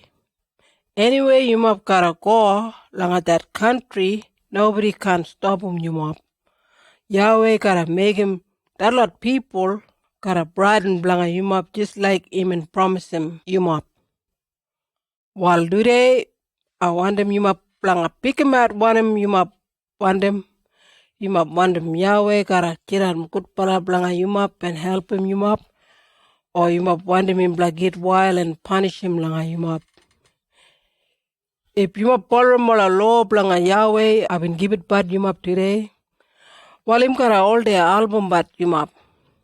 But if you mop no take notice langa that lot law blanga him and give it him backbone and worship but all a dream in shape where you mop no been worship but before, while blanga tarande him gotta get wild and him gotta jam them trouble probably way langa you mop. When Yahweh take him you mop langa that country where you mop gotta take over, you mop gotta go langa that hill country call him Gerizim, and there na you mop gotta talk kija blanga all a good pala thing where Yahweh gotta do blanga you mop. And langa that hill kolom ibal, you mop gotta talk kija blanga watch himself blanga all a nugut pala thing Yahweh gotta do blanga you mop if you mop give it backbone langa him. That tubala hill there, sun goran side, langa that Jordan River, langa that country, blanga all a Canaanite tribe, ujiran there langa that Jordan River valley. Tubala jandap there langa sun goran side, no long way from that lot sacred one tree, blanga Mora, Kulijap, langa that town kolum Gilgal. That time him Gulijap now where you must gotta cross him that Jordan River blanga take over that country where Yahweh that true bala God blanga we gotta give it langa you must. When you must get like that country, you must gotta make sure you must take notice and do it langa all the law where I've been dalambat you must today.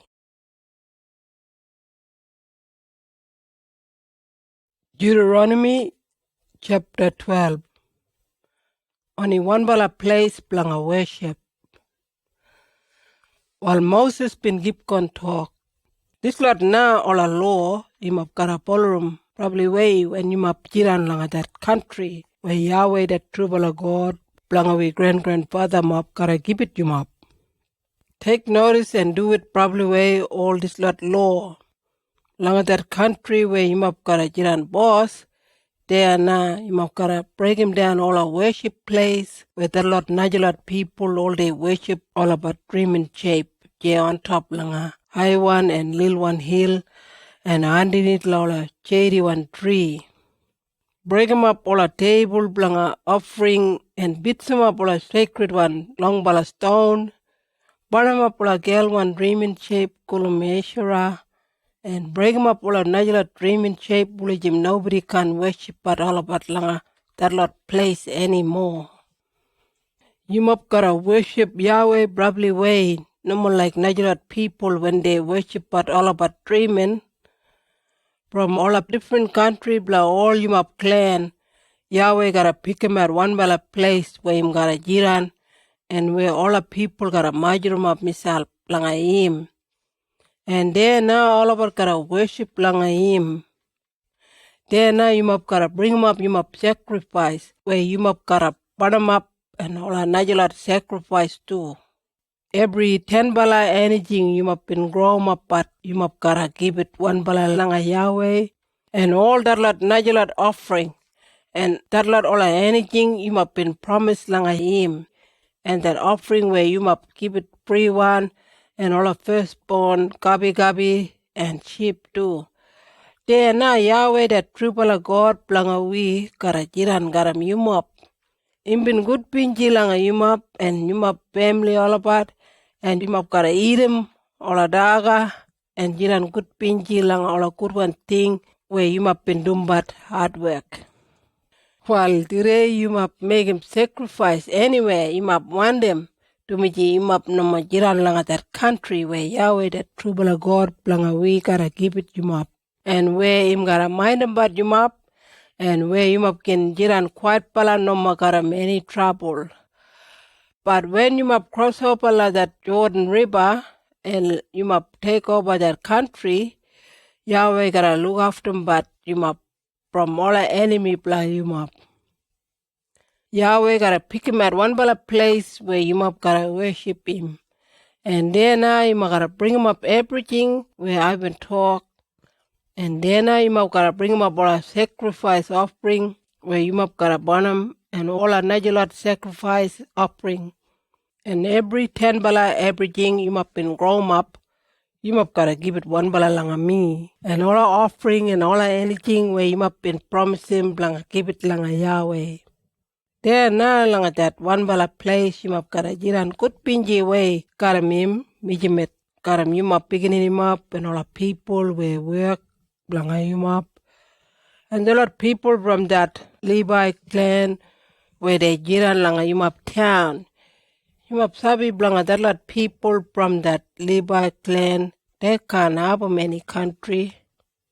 You watch him but myself and no more forget you can pick him at any place blanga make him sacrifice. You gotta bring him up all a sacrifice offering langa that 1 bala place. Yahweh gotta pick him at there langa that country blanga 1 bala clan.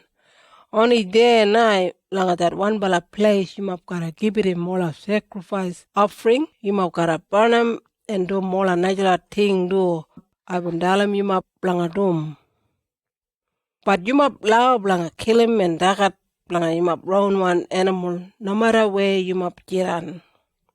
You can eat him but that lot where Yahweh give it langa you You can eat him that beef if you jiran clean bala. Blanga ceremony, and if you no jiran clean bala blanga ceremony, same way like when you dagat that lot wild one animal, call them deer and antelope. But you can dagat that blood like daga. You gotta chuck them langa ground just like water. Everything where you give it langa Yahweh, while you can dagat langa that place where you jiran. But only like that place where Yahweh, that true bala God, blanga we been pick him at blanga jiran. There now you gotta take him all you different offering. From every 10 bala anything you gotta give it 1 bala langa me. From all a new one seed daga and wine and olive oil. And blanga all a firstborn gabi and sheep. And all everything you been promised blanga give it langa Yahweh. And that offering where you give it free one. You gotta take him blanga you beginning and all the people where work blanga you and that lot people from that Levi clan and then langa that place you gotta worship blanga Yahweh and give it him all a offering. And you gotta get on probably good pinji way blah all everything where you been doing. You gotta watch him myself and no more forget about blanga mind about that lot Levi people where all about jiran but langa you country. While when Yahweh that trouble of God blanga we gotta give it you that country where him and promise him, you can dagat all a beef anytime when you want them. If that special one place blanga worship but him long way, while anytime you can kill him any bully or sheep where Yahweh give it langa you while you allow blanga eat him but all a beef langa you camp. Anybody can eat him that beef same way like you eat him all a wild one animal call him deer and antelope. You can eat him that beef if you jiran clean bala blanga ceremony and if you no jiran clean bala blanga ceremony. But you no allow blanga eat him that beef when him still got blood inside. To me that blood in that life blanga that animal. And you can eat him but that life got him that beef. You gotta spill him out that blood like ground just like a water. That blood him no madaga blanga him up. If you dum lagi that, while Yahweh gotta jiran probably good pinji langa him up and langa him picking him up.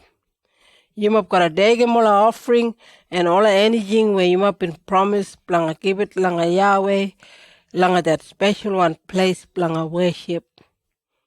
There now you must gotta give it all a sacrifice where they gotta burn whole lot on top of the table, blanga offering, blanga Yahweh.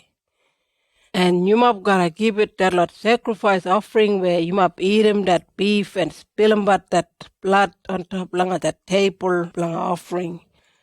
You must take notice and do it properly way like me, and I'm not forget about everything where I tell them but you must.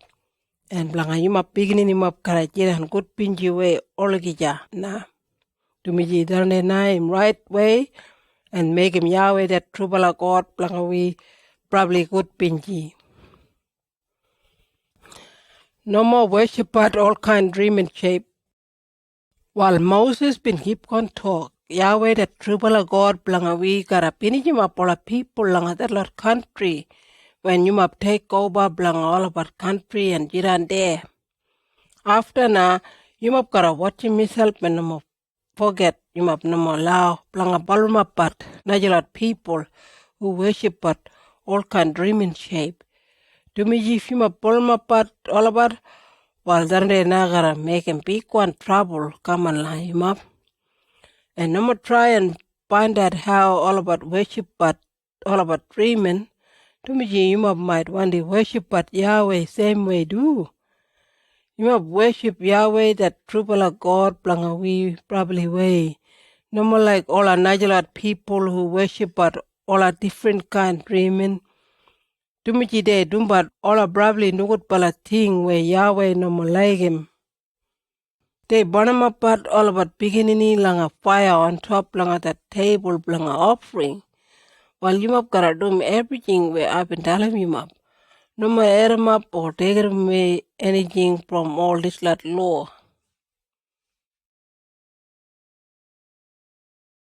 Deuteronomy chapter 13.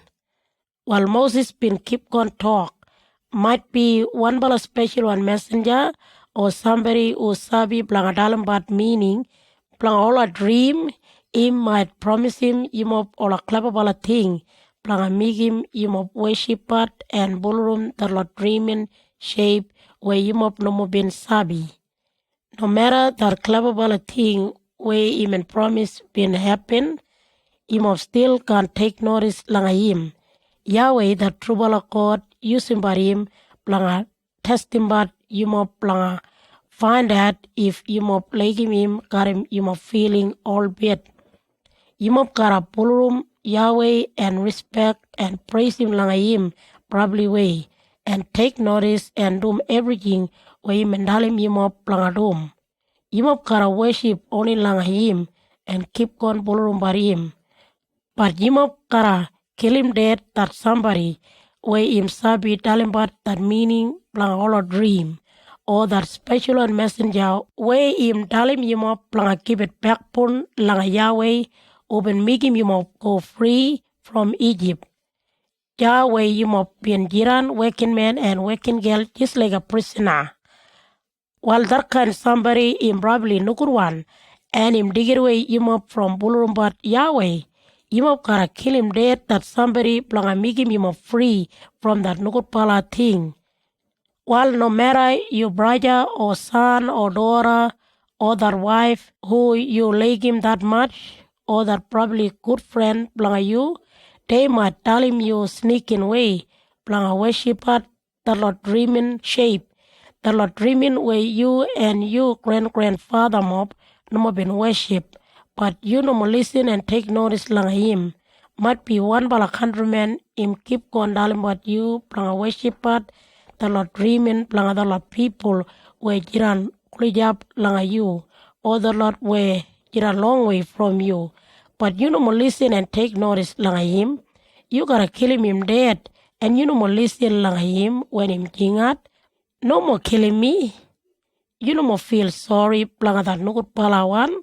And no more stab anybody when they kill him dead. When people chuck him all a stone like him, you gotta chuck him that first one stone. And gotta keep going chuck him but all a stone like him right up kill him dead.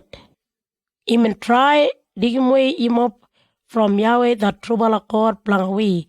Bring him out from Egypt where yimop pin jiran working man and working girl just like a prisoner. When you doom lagajat, all the people langa Israel gotta listen one him, yimop pin doom. And they gotta brand and nobody can doom that nugut palating again. And when yimop gotta jiral langa the lot town, where Yahweh the trouble of God blangawi gotta give it yimop, might be yimop gotta listen. That word where sambala nugut pala countrymen langa yimop been digging way, the Lord people langa alaba town langa worship the Lord dream in shape, where yimop no more been worship pastam. If yimop listen dijan word, yimop gotta find out if him true bala. And if him true bala dijan, nugut pala thing been happen, yimop gotta kill him dead the Lord people langa that town and langa alaba animal do. Yimop gotta binij him up everything langa that town. And you gotta bring him up all anything langa the Lord people and pile him up langa middle langa that town. From Jah, yimop gotta burn him up that town and everything Jah and dijana him that offering langa Yahweh the true God blangawi. And yimop gotta leave him that place oligija and no more anybody can build him up at house and jiran Jah again. Yimop no more holding back anything blanga yimop own self from that fire. If yimop doom lagajat, Yahweh gotta jiran probably while langa yimop. But if yimop no more dig him anything while Yahweh gotta kut pinji langa yimop and kind bala langa yimop. Him gotta jiran probably kind bala langa yimop and big him yimop big small people just like him and promise him we grandfather mop. If yimop take notice and doom all a law, one him up and dalim yimop langa doom today.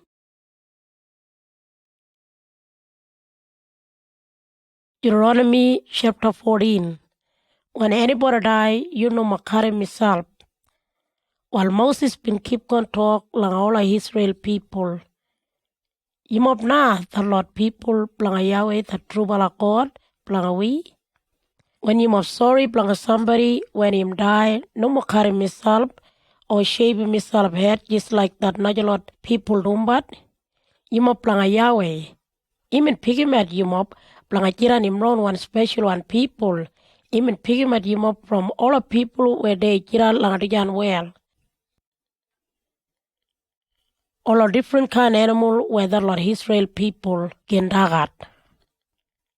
While Moses been keep on talk, Yahweh been dalim yimop no more blanga dagat anything where him no more clean one blanga ceremony.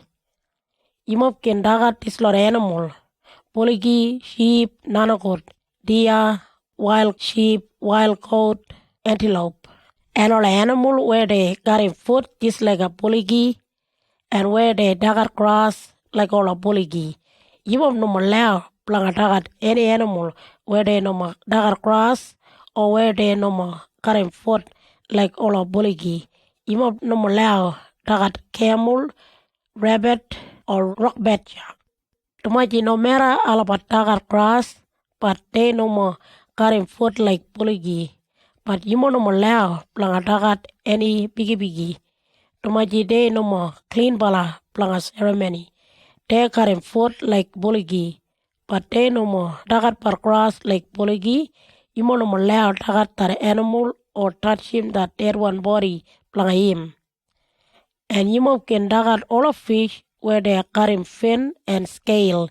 But anything where him jiran langa wara and where him no more carrying fin and scale, you no more allow planga dagat. Alabat no more clean bala blanga ceremony. But you can dagat any bird where clean bala blanga ceremony. But this lot bird nai you no more allow dagat, crane, mukmuk, eaglehawk, falcon, basset, vulture, wakwak, ostrich, seagull, jabiru, heron, pelican, cormorant, hoopoe, and all a bat mop. All a insect where alabat carrying wing. They no more clean bala blanga ceremony and yimop can dagat. But yimop can dagat any insect where clean bala blanga ceremony. And yimop no more allow blanga dagat any animal where him and die misal. Yimop allow blanga larim the lot najalot people from different one country who jiran karim yumop tagataran, or yumop can sell him that animal langa najalot people. But yumop can dagat that animal tumaji yumop jiran planga Yahweh round one special one people. Yumon allow planga use him that mommy one sheep milk or that mommy one goat milk planga boil him in round one baby one sheep or goat. You gotta give it $1 from every $10 everything. While Moses been keep on talk, every year you must gotta give it $1 from every $10 planga all everything you must been groma part langa you must round one paddock. And you must gotta go langa that $1 place where Yahweh been pick him up planga you must planga worship langa him. Jana leader langa him. Imam karadaga tataga, all seed daga, wine, olive oil, and all firstborn one buligi and sheep. Imam kara all day doom lagaja planga shom respect langa Yahweh that trouble God planga we. If that place him long way planga worship Yahweh and planga garam all offering daga and all animal planga offering where Yahweh been given langa yumop. While yumop doom dijan. Imop kara sell him $1 planga every $10 daga and animal imop pin abum. When imop pin gajim that money, while imop kara dig him langa that $1 place planga worship, imop kara buy him anything imop want him. Beef, sheep, wine or beer, and jana where imop worship Yahweh the trouble God planga we. Imop and imop family karajiran kutpinji and dagaragar part all daga and abum kurwan time. And yimop kara look after that Levi clan way de jiran jalang all town planga yimop. Tumaji de no makarim any country. Every 3 years yimop kara bring him up $1 planga every $10 all daga where yimop been grown up.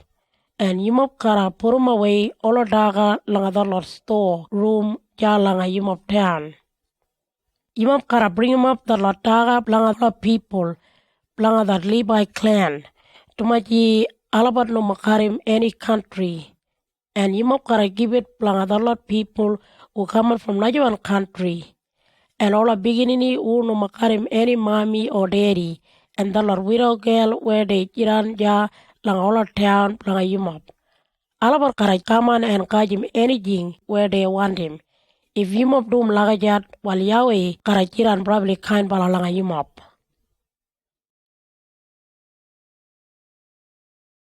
Deuteronomy chapter 15. That number 7 year. All Moses been give con talk langa all Israel people. Every 7 years, you must gotta forget about getting back money from that lot people where you must been lend them. Lagijat na you must gotta all day do bad. You must no allow blank getting back that money where you must lend them back langa all about countrymen. You must no allow blank ask him blank that money to me him in that special 1 year where Yahweh that true God been talk. You must gotta forget about that money for good. But you must allow planga getting back that money from that lot people from Nigeria country. But you must can't ask him, you must round one countryman planga that money where they owe you must. While Yahweh that true God planga we im gotta jiran probably kind bala planga you must and langa that country where im gotta keep it langa you must. You must people all about can jiran poor one. If you must listen and take notice and do everything, one mim dalam you must langa doom.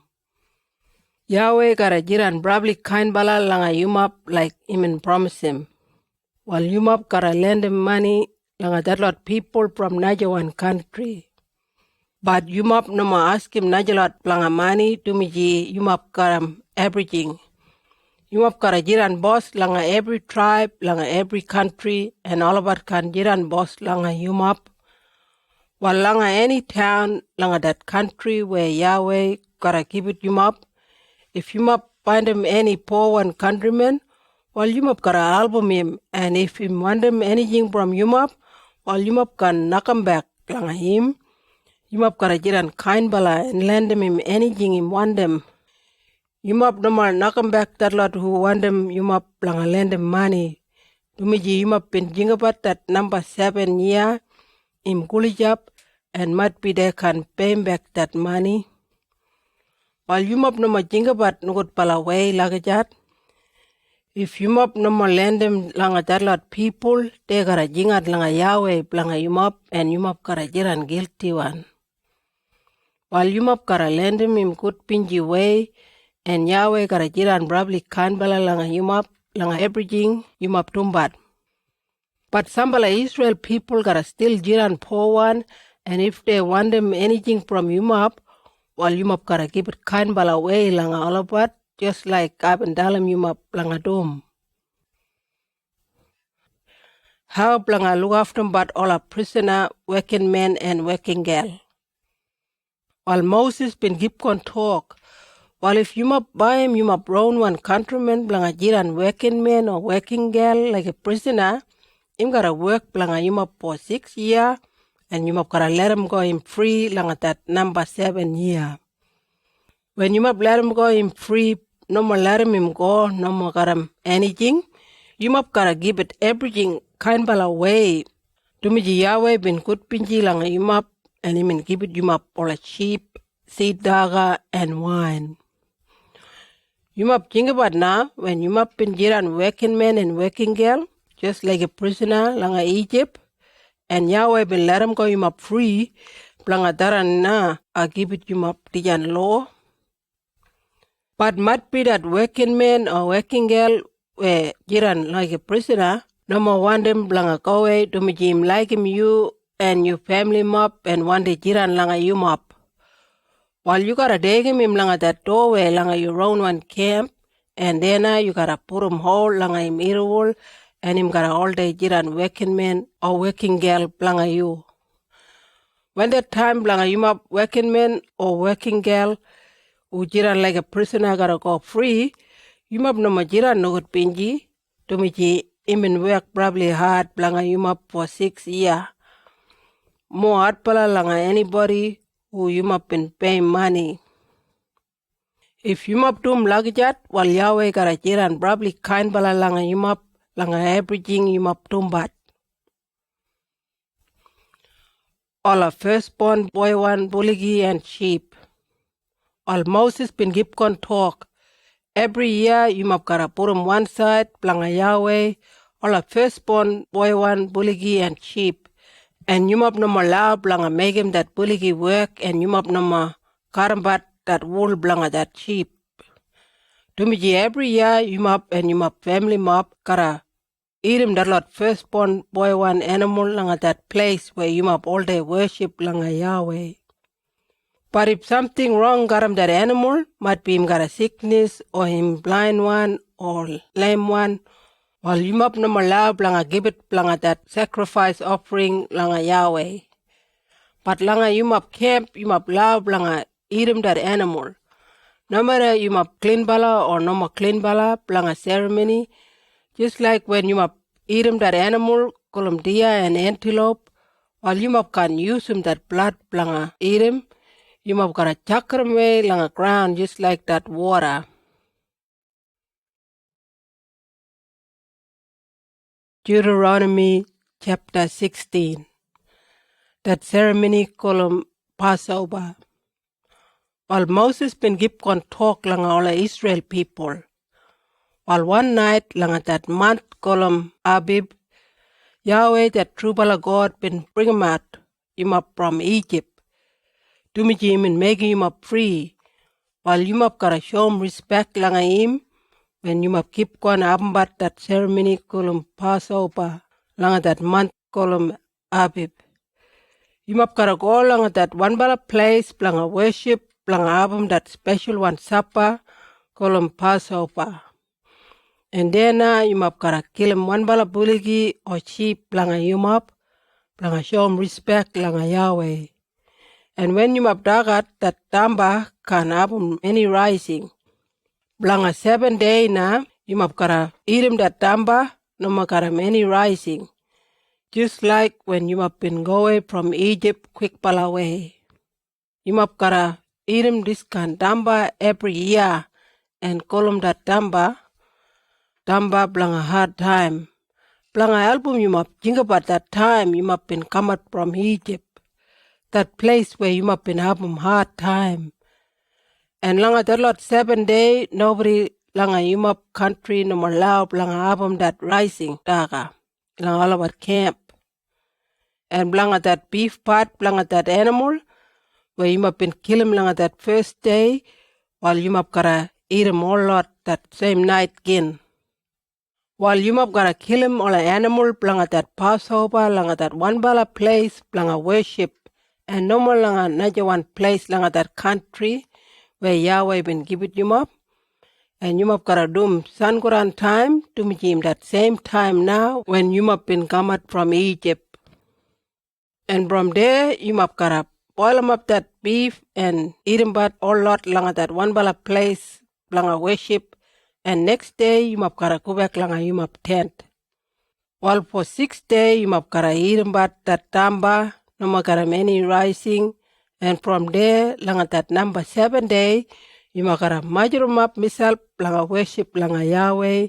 And yumap no more allow do any work langa that day. That ceremony called Kukwandaga. While Moses been keep on talk, every year yumap gotta count him up 7 weeks from that time when yumap start catching but all a seed daga. And long at that time now, yumap gotta have him that ceremony called Kukwandaga. Yumap gotta bring him up that offering blanga show him respect blanga Yahweh that trubala God blanga we. While yumap gotta give it back sambala seed daga blanga offering. If Yahweh been give it yumap only a little bit, well yumap only gotta give it back a little bit, and if him and give it yumap biggest mob, well yumap gotta give it back in biggest mob. Yumap gotta jiran good pinji langa Yahweh, and yumap gotta come and garam yumap beginning and all a working men and working girl, and that Levi clan, and that lot people no more blanga yumap countrymen all about, and that lot beginning no more garam mommy and daddy, and that lot widow girl, where they jiran langa yumap country. And yumap gotta worship Yahweh there langa that one bala place. And yumap gotta do it langa that word one him dalam yumap. And yumap gotta keep on jingapat when yumap been working man and working girl who been jiran like a prisoner jail langa Egypt. That ceremony kolum hampi. While Moses been keep on talk, every year yumap gotta clean him out that nugud one part from that seed daga, and yumap gotta take him out all a juice part from that lot grape daga, blanga make him wine. After that, blanga 7 day, yumap gotta have him that ceremony kulum hampi.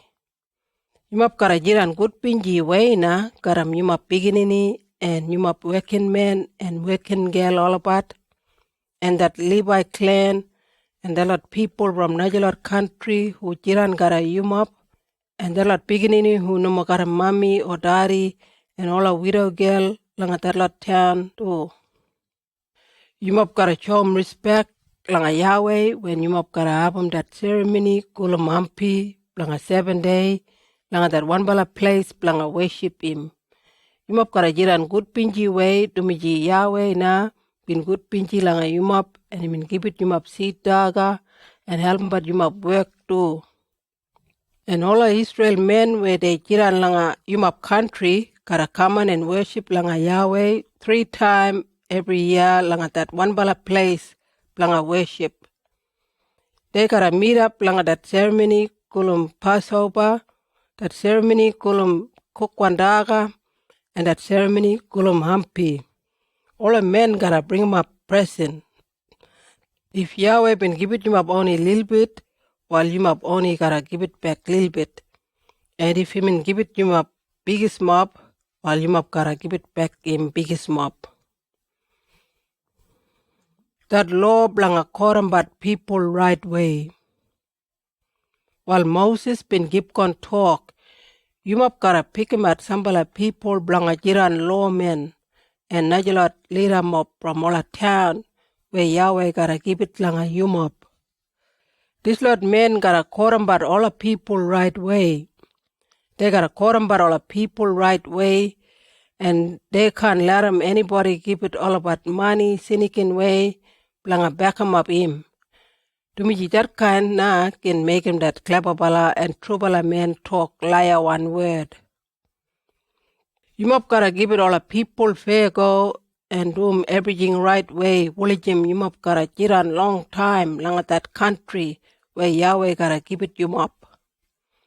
While when you must pile 'em up, that lot stone, blanga make him table, blanga offering, blanga Yahweh, you must no allow blanga put 'em one side that wood one post, blanga that gal one dreaming, call 'em Asherah, and you must no allow put 'em up long flat one stone, blanga worship, blanga any kind dreaming, dumiji Yahweh no more like him that kind thing.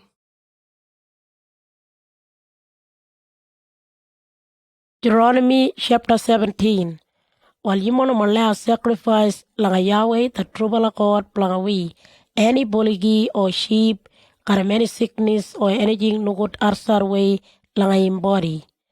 Tumaji Yahweh probably no good pinji langa tarkan. Bambai when you mob jira langa that country where Yahweh gotta give it you mob, might be you mob eating news from one bala town. Has somebody been doing no good palating langa Yahweh and even breaking that probably strong one promise langa Yahweh.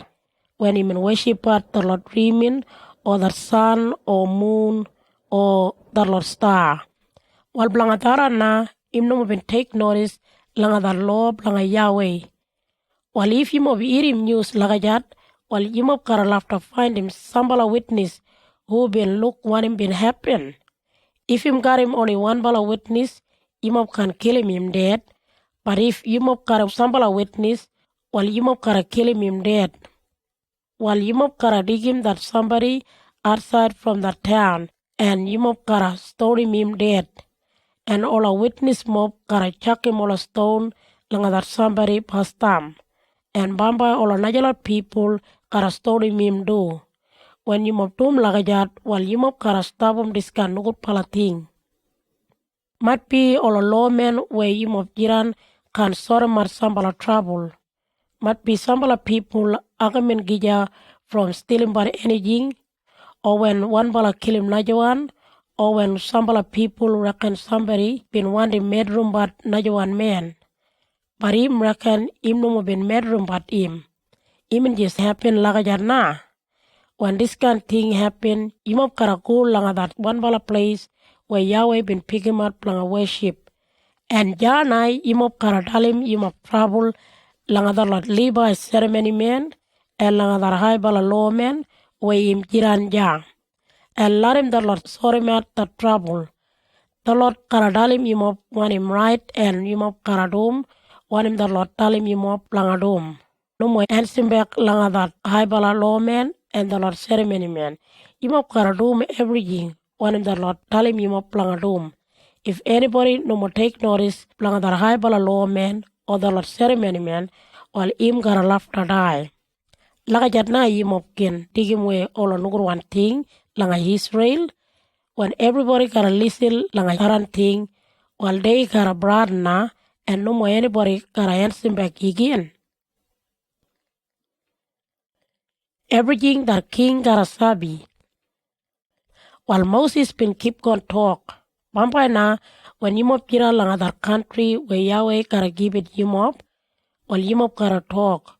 We want him somebody blanga jiran king, just like all the Lord Najalot people got him king. While you mob gotta make sure that man, you mob pick him out blanga king him na, that same one, Yahweh pick him out. That man gotta jiran blanga you mob countryman. You no more pick him out king from Najalot country. That king na no more allow blanga abum biggest mob horses, blanga him army, and him can chant him anybody blanga ko langa Egypt, blanga buy him all the horses. Tumaji Yahweh been talk, him lone one people can go back langa that country. While that king na no more allow blanga abum that much wife. Tumaji Alabat might make him turn away from Yahweh. And him no more allow make him but himself jiran rich one, got him biggest of silver and gold.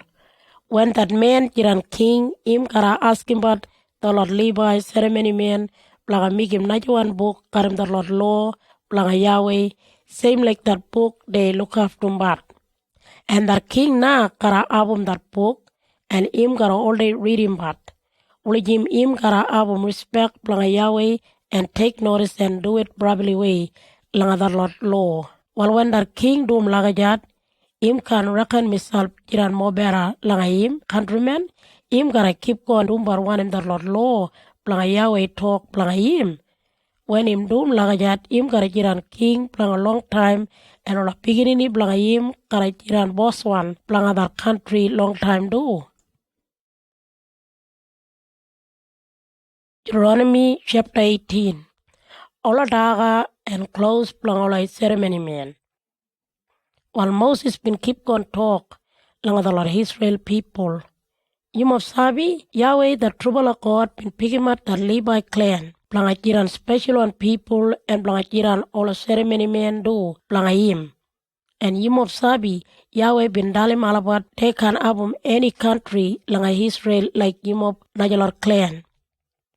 Alabat na karakajim that daga and all Najalot anything from the Lord offering and sacrifice offering where Yimob give it langa Yahweh.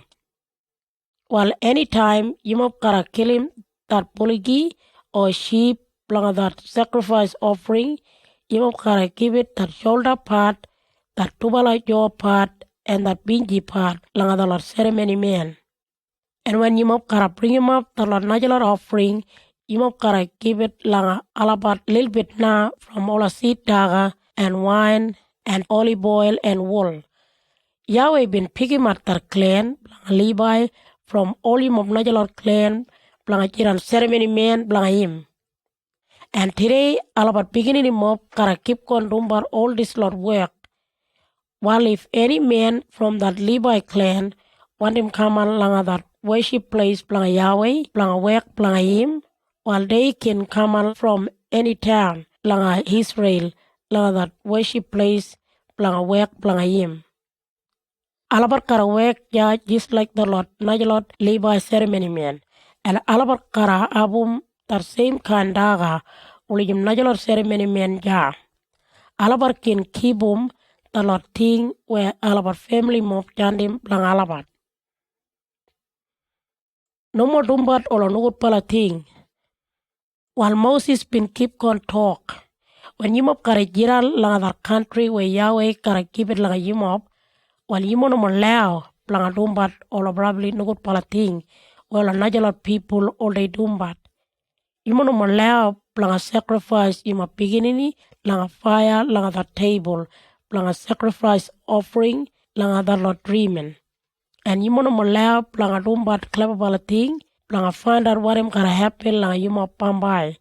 And Yimob no more lao blang sing him anybody. And when Yimob look something lang sky like that light or when that part im jingat or Najalot anything, no more think about and brand. And no more cool lang any clever bala blang find out what him mean. And Yimob no more lao blang ask him anything lang that spirit blang that tet pala. While Yahweh no more like him the Lord people who all day dumbat all the Lord no good pala thing. Blang dara na im gara andamway all the Lord no good pala people from the country. Blang larim Yimob jiran ja. While Yimob gara keep on jiran true bala langa Yahweh. Yahweh gara jandim one bala special one messenger. While Moses been keep on talk langa that country where Yimob gara take over, the Lord Najalot people ole dumbat the Lord no good pala thing. Alabar cool langa clever bala people blang find out what him gonna happen bambai and blang ask him ola Najalot no good pala thing do. But Yahweh im dalim Yimob no more blang dumbat tarka no good pala thing. And im na kara chandim one bala special one messenger from Yimob lone one countryman. And im gara jiran just like me. And Yimob gara take notice langa him. Langa that day when Yimob pin majorum of misal langa that hill kolom Sinai. Yimob pin probably broaden blanga die. When Yimob pin listen langa Yahweh and when Yimob pin look that fire. And langa that time na Yimob pin dalim me blanga dalim Yahweh Imo noma wandi im blanga talk langa yimop again. And yimop noma wandi look that fire blanga yim. While Yahweh been talk lang me, they been talk good pala way. Me na Yahweh gotta find him somebody from yimop Israel people, blanga jiran special one messenger blanga yimop. Just like you now, Moses, I gotta tell him when him gotta talk, and him gotta tell him all the people everything when him up and talk langa him. That special one messenger him gotta talk langa me. And if anybody no ma take notice langa him, well I gotta punish him. But if any special one messenger him reckon myself and him talk, Yahweh been dalim me planga dalim him up planga dijan wet. But him talk liar one langa him up, well planga daran na him up gotta kill him dead. And same way do any special one messenger gotta die when him talk. The Lord dreaming been dalim me planga talk this Lord wet. Laka jat na Yahweh been talk. While Moses been talk again, while might be him of think about how we gotta sabi if that special one messenger talk that trubala one word planga Yahweh. While when that special one messenger talk, Yahweh na been telling me something gotta happen, and that thing no ma happen. While you mop gotta sabi that word no mo planga Yahweh, that special one messenger na only been talk him own self, and you mop can run langa him. Deuteronomy chapter 19. The Lord save one town. While Moses been keep on talk, while Bamba Yahweh that true God gotta finish him up all the people where jiran langa that country where him gotta give it him up. There na him up gotta jiran langa all about camp and langa all about town. After na him up gotta karamat that country langa 3 part. And langa every part him gotta pick him at one bara save one town langa that lot people who jiran gulijap. If somebody kill him dead, somebody, where him no more been one day killing him, while him can run away quick pala la that kulijap one safe one town. And when him jiran lang that safe one town, nobody can pay him back him. If somebody kill him dead, somebody who no more him enemy, and him no more been one day killing him, while him can run away lang a one bala safe one town. Might be double a men call lang a bush country, lang a karambat tree, and that head part lang that axe, lang one bala man kamat, and kill him dead that 91 man. While if that kind of thing happen, that man will been swinging that axe, him can run away lang a any safe one town. If you might pick him out only one bala safe one town, while some bala place gotta get a long way from there, and when somebody run away along that safe one town, might be all a family along that dead one man, gotta gauge him and kill him dead before him gotta gauge him up that safe one town. Him no more been doing anything wrong. Him no more been want to kill him dead that man who no more enemy blanga him. Blanga dijan na abendali him up, blanga make him 3 bala safe one town. While Yahweh gotta give it him up that country where him promise him langa we grandfather up. If him up like him and take notice and do it langa him and learn from him, while him gotta give it langa him up that country. When him give it him up that country, while him up gotta pick him at Naja 3 bala safe one town, will him Yahweh can talk. You up guilty, dumiji you up no more been mind him that man we been kill him somebody dead, but him no more been mean blanca kill him dead. While you up think about now, might be one bala man make him that plan blanca bedroom but him enemy, and him kill him dead and him run away there langa one bala safe one town. If that kind thing him happen, the Lord boss one blanca that man round one town gotta join them people blanca get him and hand him over him blanca that family mob blanca that dead one man. Will him all about can kill him dead. No much sorry feeling blanca that man And no more laram that guilty one jiran de langa Israel if you map want them Yahweh blanga keep con albumbat you map langa everything you map tumbat. Blanga that boundary line. While Moses been keep con talk. When you map been jiran de long time langa that country, you map no more la blanga move any stone langa that boundary line langa that country where Yahweh gotta give it langa you map. All a witness gotta talk through bala way. While Moses been keep con talk, you mop no allow blanga quorum and punish him that one bala man when him make him trouble, when only one bala witness been look him make him that trouble.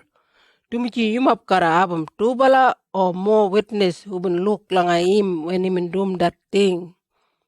And if somebody talk liar one word and put him blame langa somebody, langa give him trouble, while that tubala left to go langa that lot lawman and that lot ceremony man who jiran there and they gotta talk who right or who wrong. That lot lawman gotta find out everything what him been happen. And if that man him dalam but liar langa him countryman, while you map gotta punish him that man who been dalam but liar. Him gotta have him that same one punishment just like him in want him that man where him in blame been have him. If you map to him just like I've been dalam you map, while you map gotta stop him this kind nugut pala thing. When you map listen what him been happen, you map gotta jiran brighten one and nobody gotta do him this kind nugut pala thing again. When this kind nugut one thing happen, no more show him sorry feeling like that guilty one who dumbat that kind thing. While you map gotta punish him people like that nah. If somebody kill him somebody, while that lawman gotta do him same way langa him do, langa punish him. If somebody been degam at somebody eye, while that lawman gotta do him same way langa him do, langa punish him. If somebody break him somebody tooth, while that lawman gotta do him same way langa him do, langa punish him. If somebody cut him up somebody finger or foot, while that lawman gotta do him same way langa him do, langa punish him.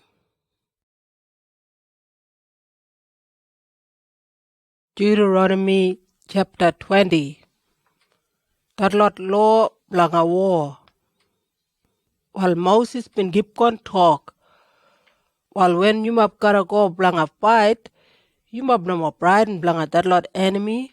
No matter you map look all about karam that much soldier mob, karam all buggy and horses, to me Yahweh that true bala God blanga we, who been bring him out we from Egypt, him gotta help him you map. But when you map gotta ready blanga go and fight, one bala ceremony man gotta stand up leader langa you map and talk langa you map. Him gotta talk, you map men from Israel, you map listen now. Today you map gotta go blanga fight. No more hard jump and check part or jiran bride and blanga all our enemy. Timiji Yahweh gotta go gotta you map and him gotta let him you map beat him all about. While that lot boss one soldier gotta ask him that lot man. Anybody here been just build him up house but no more been have him that ceremony blanga make him that house special one blanga Yahweh? While him left to go back na, Tumiji if him go blanga fight and him get killed, while Naja one man gotta make him that house special one blanga Yahweh. And anybody here been just planted but grape farm, but him no more been have him time blanga karam that lot cook one grape, while him left to go back na, Tumiji if him go blanga fight and him get killed, while Naja man gotta drink him but that wine blanga him from that grape farm where him in grow up. And anybody here who got him promise and him no more been married in promise, while him have to go back to me if him go blanga fight and him get killed, while Naja man gotta marry that promise blanga him. And anybody here hold him back myself and him Brighton, while him love to go back to me, him might make him that Naja lot Brighton do. After when that lot boss one soldier been talk langa that lot soldier mob, they gotta pick him out all a leader blanga every group.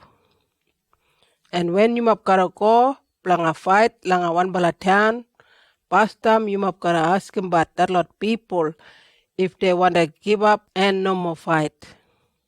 If all about open up that gate and give it myself langa you map, while they gotta jiran working man and working girl like a prisoner and work probably hard pala way blanga you map. But if that lot people langa that town no more give it myself langa you map, while all you map soldier gotta ready blanga fight and major map myself run around langa that town. And when Yahweh him let him you map take over that town, while you map gotta kill him all a man. You map can take him away that lot woman and beginning and all animal and everything there like that town. You map can use him everything blanga all you map enemy to me Yahweh been give it langa you map. Lagi jat na you map karatumbat langa all a najalot town where jiran long way from that country where you map kara jiran. But when you map take over that lot town there langa that place where Yahweh gotta give it you map, while you map gotta kill him dead everybody. You map gotta beating you up all our people. All that lot Hittite, Amorite, Canaanite, Parasite, Hivite, and Jebusite people. Just like Yahweh been dalam you map langatum. You map gotta kill him dead all about Ulijim all about can make you map tum nugut pala thing langa Yahweh. When all about teach him but you map how langatum but that lot probably nugut pala thing. When all about worship but all that lot dream in shape. When you map gotta tribe langa take over one bala town, while might be you map gotta jiran little bit long time right around langa that town, while you map can eat him that daga from that lot tree. But no more cut him down that lot tree. To me, that lot tree, him no more enemy blanga you map. You map can cut him down that lot najalot tree where no more have him daga. And use him that lot tree blanga build him up that lot step blanga album but you map call him up that wall blanga go inside and take over that town.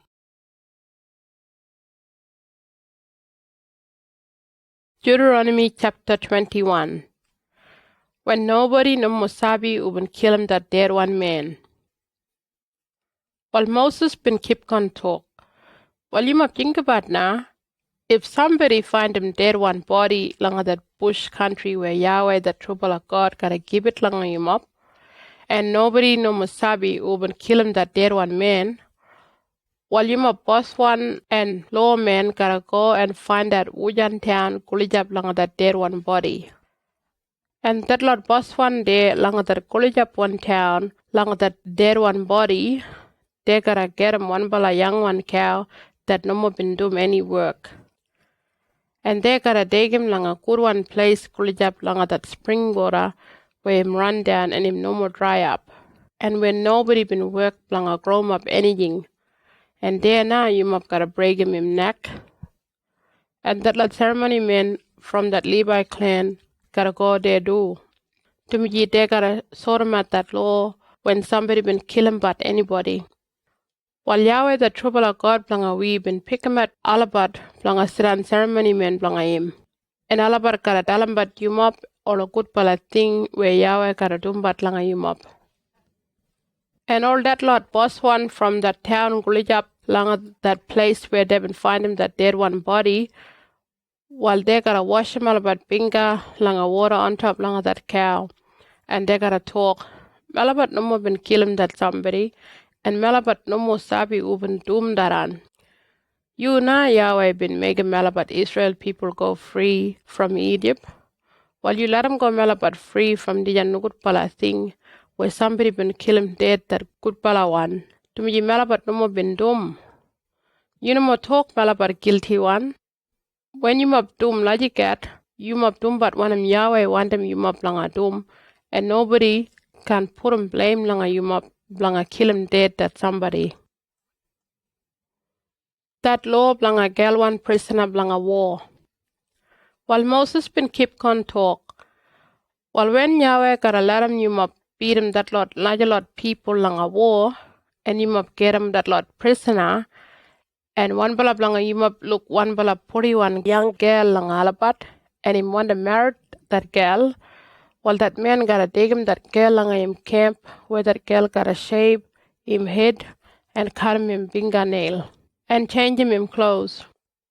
Him gotta sit on inside langa that man camp and cry all day blanga him mommy and daddy blanga 1 month, and after 1 month that man get married that girl. Bamba if that man no more want him that girl, while him laughter let him go that girl free. Him can treat him that girl like a prisoner and sell him. To me that man been force him that girl blanga slip got him. That law blanga give it you my first one son. While Moses been keep on talk. While you might think about now, one bala man got him two bala wife. Him been like him one bala probably way, and that Najo and him no more been like him. While that two bala wife blanga him been abum two bala son blanga him. That first one son blanga him no more been beginning blanga that wife way him and like him probably way. While one that man think about wuje him gotta put him everything blanga him beginning alabat. While that man can give it biggest mob anything langa that son blanga that wife way him like him probably way. To me him gotta love to give it that right one everything langa that first one son. Him gotta love to give it him one him that law talk that first one son gotta have him. No matter him no more that son blanga that wife way him like him probably way. While that man gotta love to give it that first one son, one him that law talk him gotta give it. That law blanga probably nugur one son. While Moses been keep on talk. While you might think about now, if somebody have him son and him no more take notice and him no more do it langa him mommy and daddy, no matter they punish him but him, while do bala love to take him that boy langa meeting blanga all a boss one langa that town where him sit on, and all a boss one gotta court him. While do bala gotta talk langa alabat. Min bala son him no more do it one min bala dalam him langa dom. Him waste him all money and him sit on drunken bala. From there that lot boss one man from that town gotta stone him and kill him dead. Lajigat na him up can dagger me all a nugut bala thing from Israel. While when anybody listen to one been happen, they got a broad no more little bit. Different one law. While Moses been keep on talk. While might be somebody been get killed from doing but wrong thing, and they been hang him up in body on top long a sharp one wadi. While him can stand there night time, somebody gotta love to bury him that dead one body that same day. To me, if that dead one body stopped there langa that wadi, while God him probably nugut pinji langa that country, and him gotta punish him that country. You have gotta love to bury him that dead one body, or you up can make him that country nugut one where Yahweh gotta give it you up.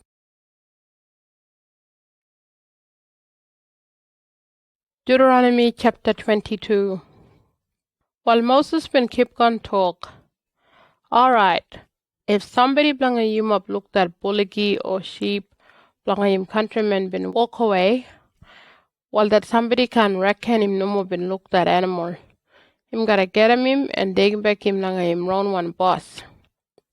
But if that boss one sit on long way, or that man no more sabi that boss one blanga that animal, while him gotta get him that animal and dig him langa him round one camp.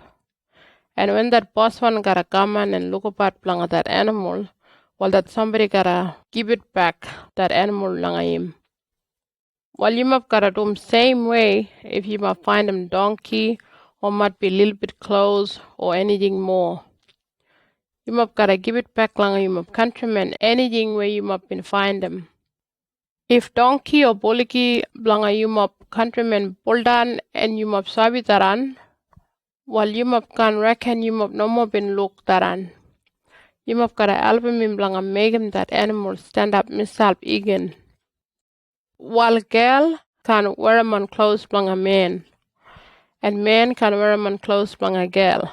To be Yahweh the true bala God, no more lagging people who do but that kind thing.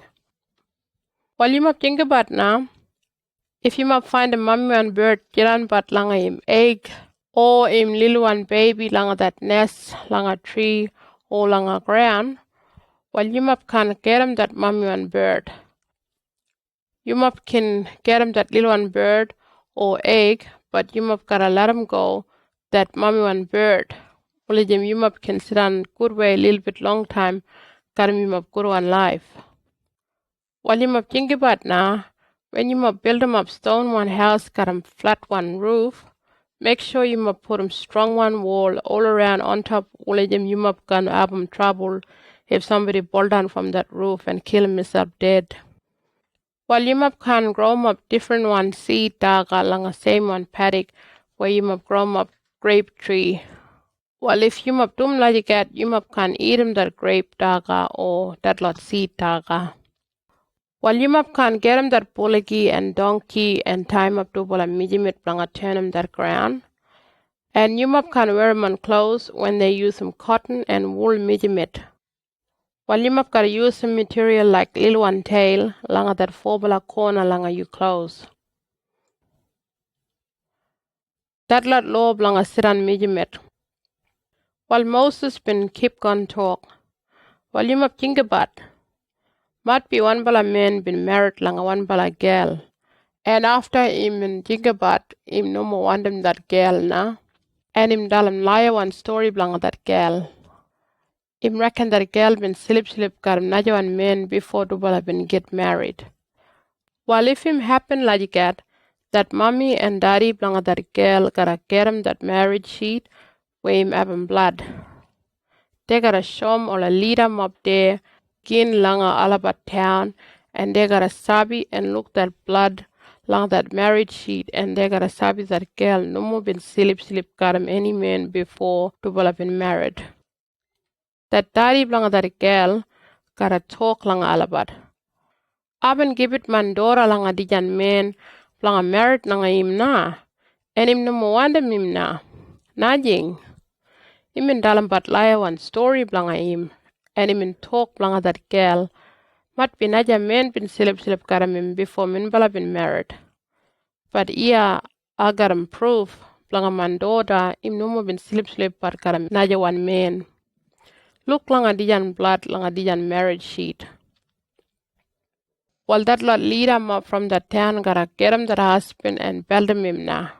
And they gotta make him pay 50 silver money langa that daddy langa that Israel girl. To me that man been making that girl probably shame. And that girl gotta still sit on wife langa him and him can never leave him no matter how long him gotta sit on. But if him true bala and then no more got him proof langa that girl no more been slip but got him naja man before to bala been married, while they gotta take him leader langa him daddy house, and that mob man langa that town gotta stone him langa him right up and finish. To me him in shame, him round one people all about when him in slip but got a man before him in married. And when him in still sit on langa him daddy house. When you mob dum like that, you mob make himself free from that no good pala thing. Well, if anybody look any man him slip but got him naja man wife, well that lot law man gotta kill him double dead. When you mob dum like that, you mob make himself free from that no good pala thing. Well, you mob think about now, might be one bala man langa that town get him one bala girl who been promised langa naja one man and him slip but got him. Well, you must gotta get him dubala and dig him dubala outside from that town and kill him dubala dead, got him stone. That girl gotta die, to me him no more been jingat langa anybody blanga album him. No matter him in langa that town where najalat people can listen him, and that man gotta die, to me him in slip but langa that girl when that girl been promised langa naja man. When you must do like that, you must make yourself free from that no good pala thing.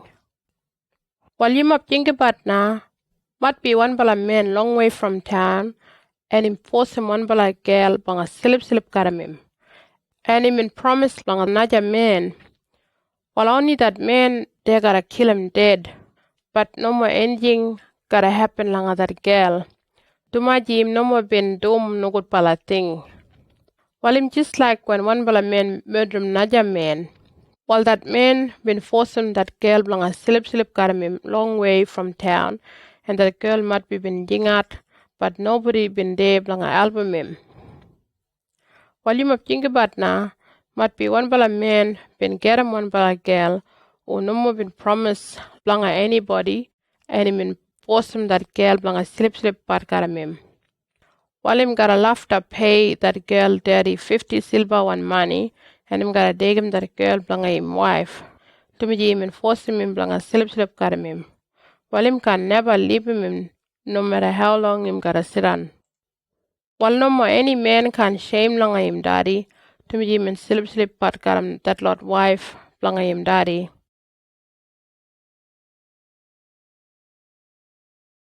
Deuteronomy chapter 23. The Lord who no allow blang jiran karim Yahweh people. While Moses been keep on talk, while any man they been karim like a boy one boligi, or him him in boy one part, while him can jiran karim the Lord people blang Yahweh that trubala God. Anybody who been born, any mommy and daddy, no been married, him and him family line can jiran karim the Lord people blanga Yahweh rara blanga the number 10 generation. No any Ammonite or Moabite people and all about family line can jiran karim the Lord people blanga Yahweh rara blanga the number 10 generation. Tumaji they no more been give it Yumoptaga and Wara when Yumop been go from Egypt. And they been paying that man Balaam, that son blanga Beowa, from the town called Petro, Jalanga, Mesopotamia. They been wanting him blanga singing him up. But Yahweh, the trouble of God blanga we, no been listen langa Balaam, and him give it him up all a one thing. When Balaam been try singing him up, him give it him up all a good pala thing. Tumaji even like him of that much. No matter how long him of jira lang other country, him of can album the Lord Ammonite or Moabite people and make him all about good pinji. And when him of look that Edomite tribe, you can look down and give it back pun lang alabat. Tumaji alabat him of family, and him no more hate him the Lord people from Egypt. Tumaji him of pin jiran lang alabar country bastam. And from that number 3 generation, you can count them up the lot people do. Karamol the lot people blang Yahweh. Blang keep that army camp clean one. While Moses been keep on talk. Well when you mop jira lang a camp, lang that time when you mop go blang fight, you mop kara watch himself and no more doom any no good pala thing. Tumaji imop kara keep himself clean bala blang ceremony. If any man been up on wet one dream nightam, when him in sleep, him gotta go and jiran outside lang a camp. While bamba now, when him college up talk bala, him gotta go and wash himself. And after now, when him sankuran time, him gotta go back lang him camp. And him up gotta have a place outside from him up camp when him up want to go bush. Him up gotta karam up wari blanga him up. And when him up go bush, him up can dig him hole and after him up cover him up. Keep him up camp clean blanga ceremony. Tumaji Yahweh him ja karim him up langa him up camp. Him mind about him up and album him up. Him up can do any probably no good one thing. Tumaji him make him Yahweh turn him back langa him up. All a najalat law. While Moses been keep on talk. While might be working man or working girl who jira like a prisoner been run away from him boss lang another one country and him come lang a yumop lang a album him. While yumop can jand back him na, yumop kara keep him. Him can jira lang a any town him want him. And you can treat him no good pal away. And no more any Israel man or woman can seriously park karam anybody blang money ja lang other ceremony place. And any money they make him from that kind of thing, they can dig him ja lang other ceremony place blang Yahweh, blang keep him that promise blang him. Yahweh probably nukut pinji plangatarka nukut palating. Well, when you mob lend him money or daga or anything like you mob countrymen, you mob can make him paying back you mob more like I want him you mob pen keep it him. But you mob can make him somebody from another one country paying back more than you mob pen lend him. But no more like you mob countrymen. You mob gotta take notice like a law. God gotta pay back you mob good pal away like everything you mob do like that country where you mob gotta take over. And when you mob make him promise like Yahweh, that trouble of God like we, while you mob can break him, you mob promise. Tumaji Yahweh gotta keep on think about what him you mob been promise. Tumaji him probably no good when you mob break him, you mob promise like that.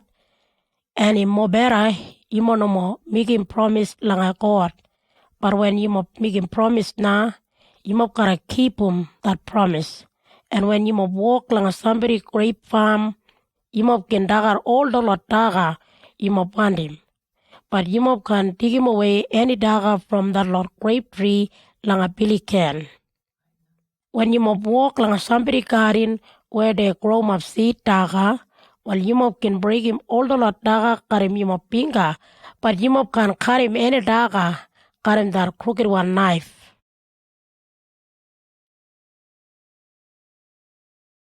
Deuteronomy chapter 24.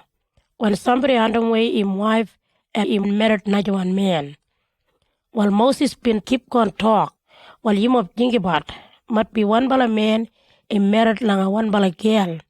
And Bambai him think about plang libum that girl.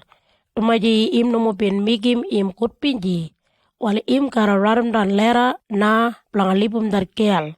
And jandum way that girl from him camp karim that lera.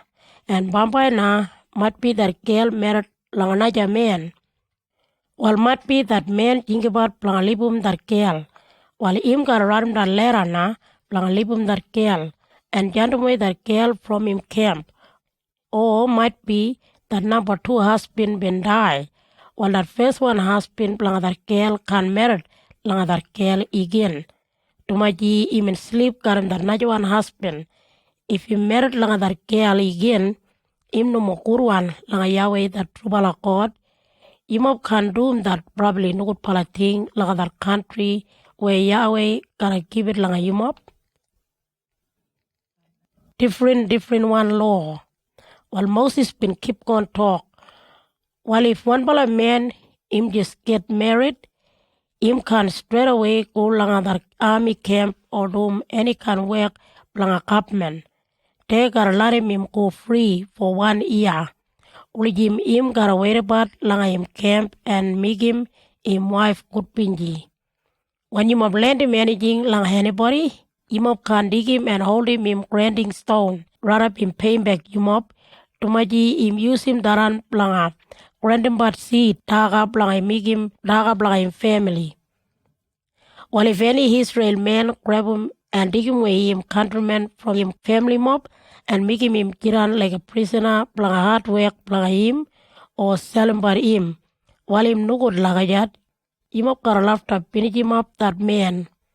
When you mob doom lagajat, you mob get free from that no good palating. And might be you mob current that probably no good one skin sickness, while you mob to take notice one of the Lord ceremony men from that Levi clan, Ardali mimo planga miki mimo good one. Tumaji imop kara ballroom that law up and give it langa the Lord ceremony man. Imop think about now when him Yahweh been doom langa Miriam ya when we been coming from Egypt. Well when you mop lend him somebody money, him gotta give it you mop blanket langa keep him right up in paying back that money. No more going langa that man house and dig him away that blanket where him talk him gotta give it langa you mop. You mob gotta wait about outside. Rather him gotta bring him out like you mob himself. While if him poor man, while you mob keep him in blanket night time, you mob gotta give it back him every cold time. Only him gonna have him sleep good way.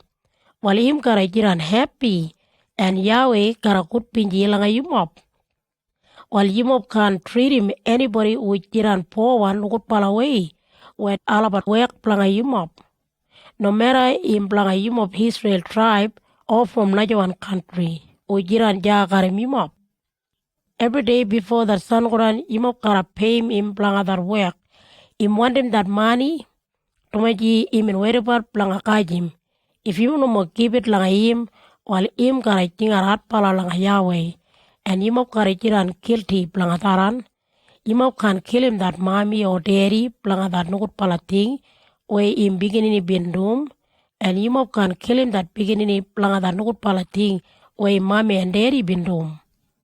Yimop can already kill him taran ubindum that nukut pala thing. Yimop gotta give it fair go langa anybody from Najawan country, and langa that lot beginning where no makarem, mommy or daddy, and yimop can dig him away that blanket from widow girl when him owe yimop something. Yimop gotta think about when yimop been jiran working man and working girl, just like a prisoner jalanga Egypt. And jana Yahweh been making yimop free, and blangataran na I've been giving yimop the law. While when yimop gajim seed daga from yimop paddock, or the Lord fruit daga from the Lord olive tree, or the Lord grape daga from the Lord grape farm, and yimop livum sambala where yimop been karim.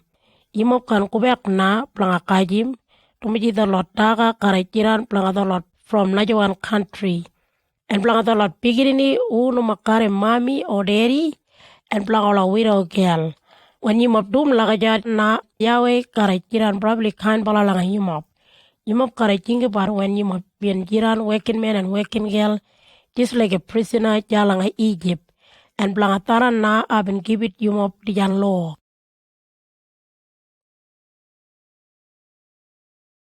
Deuteronomy chapter 25. While Moses been keep on talk, while mat be dubala from Israel tribe go lang a court, lang a straight him up that argument where dubala abum. While one bala im good one and that one im guilty one.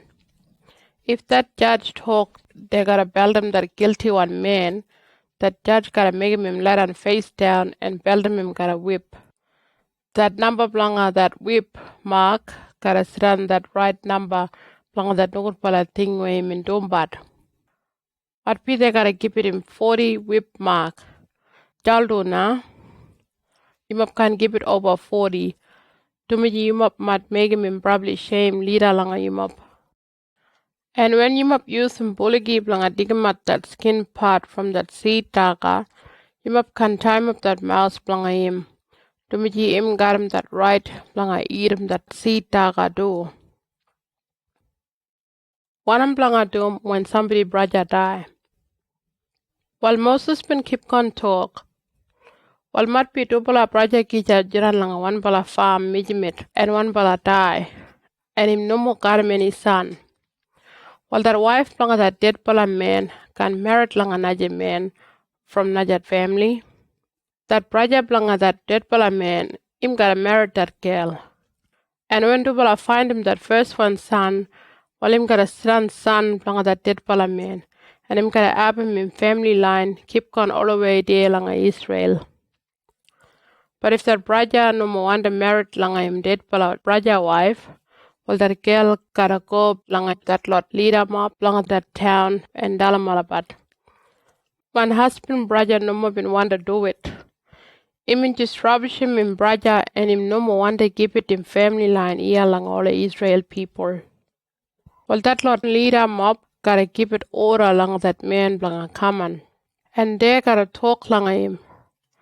If him still no more want to marry that girl, well that girl gotta go leader langa him, got him that lot town leader mob, and dig him off one bala boot langa that man.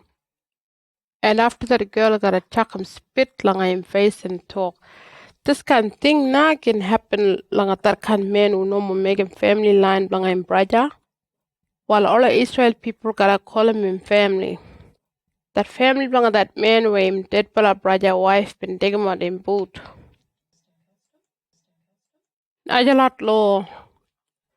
While Moses been keep on talk. While mat be dubala man fight and that wife blanga that Najawan man been try blanga album him husband and him and grab him that Naja man boy one part. You must no more kind langa that girl. You must gotta cut him off in binga. And you must can trick him anybody when you must use him that scale or measure him but anything when you must sell him. And you must gotta make sure you must use some good one and true bala langa anybody when you must use some that scale or measure him but anything. If you must do like you get, well you must gotta sit a long time langa that place langa Yahweh where him gotta give it langa you must. To me Yahweh no more like him that kind people probably way or cheat but not a lot people. That law blanga kill him dead that Amalekite tribe. While Moses been keep on talk, you must think about one of that Amalekite tribe been dum langa you must when we been coming from Egypt. They no more been brought langa God. They been come and quick pala langa you must from behind and fight langa you must been knock up. And they've been kill him dead all that lot people who been come and slow bala. Well, when Yahweh been give it you up that country and make me must run safe one from that lot enemy blanga you up Iran they all around langa that country blanga you up. Well, you must gotta make sure you must kill him all that lot Amalekite tribe and nobody can think about langa about anymore. No more forget that now.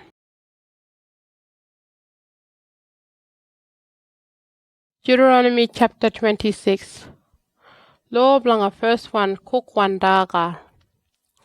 While Moses been keep on talk, when you must take over and sit along that country where Yahweh that trouble of God gotta give it long you must gotta have a basket and every first one cook one daga you must get 'em.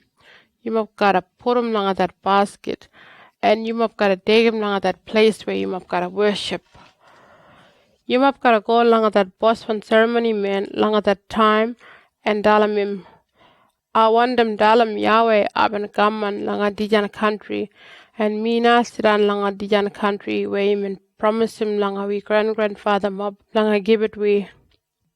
Well that ceremony man gotta get him that basket from you mob and put him leader langa that table langa offering langa Yahweh that true bala God langa we. And then you mob gotta talk this lot word. We grandfather Jacob in Aramean been walk about everywhere and no more been Abam camp langa Silip. And been taking in family mob langa Egypt and stop there only got a little bit people. But they been grow biggest mob people there. That lot Egypt people been growl langa Alabat and make him Alabat working man and working girl just like a prisoner. And they been making Alabat work hard pala. But Alabat been pray langa Yahweh that trouble of God langa we grandfather mob. And Yahweh been listening all about and been look that trouble and that hard work and all that lot really cruel one thing all about been abambat. And got him in probably good one and strong bala power him been bring him out all about from Egypt. Him strong one power been work everywhere when him been make him all kind of good one thing happen langa that lot Egypt people. And they been brought no more little bit. He been bring him up we here and he been give it we did a good one country, got him good one ground, blanga grow up but all a daga. While we bring him up langa Yahweh that first one anything, to me him and give it langa we. Let you get now you must gotta talk. While you must gotta leave him that basket there, langa Yahweh, and you must gotta worship him there. And you must got a really good bingy and give it thanks. Blanga all a good pala thing where Yahweh been give it you mob and you mob family all about. Lot that lot Levi people and the lot people from Najawan country who been sitting karam you mob joining langa that good pala time do. Well, every 3 years, you must gotta give it 1 bala every 10 bala. One of you must been grown up. Langa that lot Levi people and langa that lot people from Najawan country who jiran karam you must. And that lot beginning no more karam mommy or daddy and that lot widow girl do. Wule jim langa dijana country. Everybody gotta have enough daga langa eat 'em. When you must dum like you get, you must gotta talk langa Yahweh. I've been give it 1 bala blanga 10 bala blanga all daga I've been grown up but I've been dum daran just like you've been telling me and I've been give it langa that lot Levi people and that lot people from Najawan country ujiran garam we. And that lot beginning no more garam mommy or daddy, and that lot widow girl.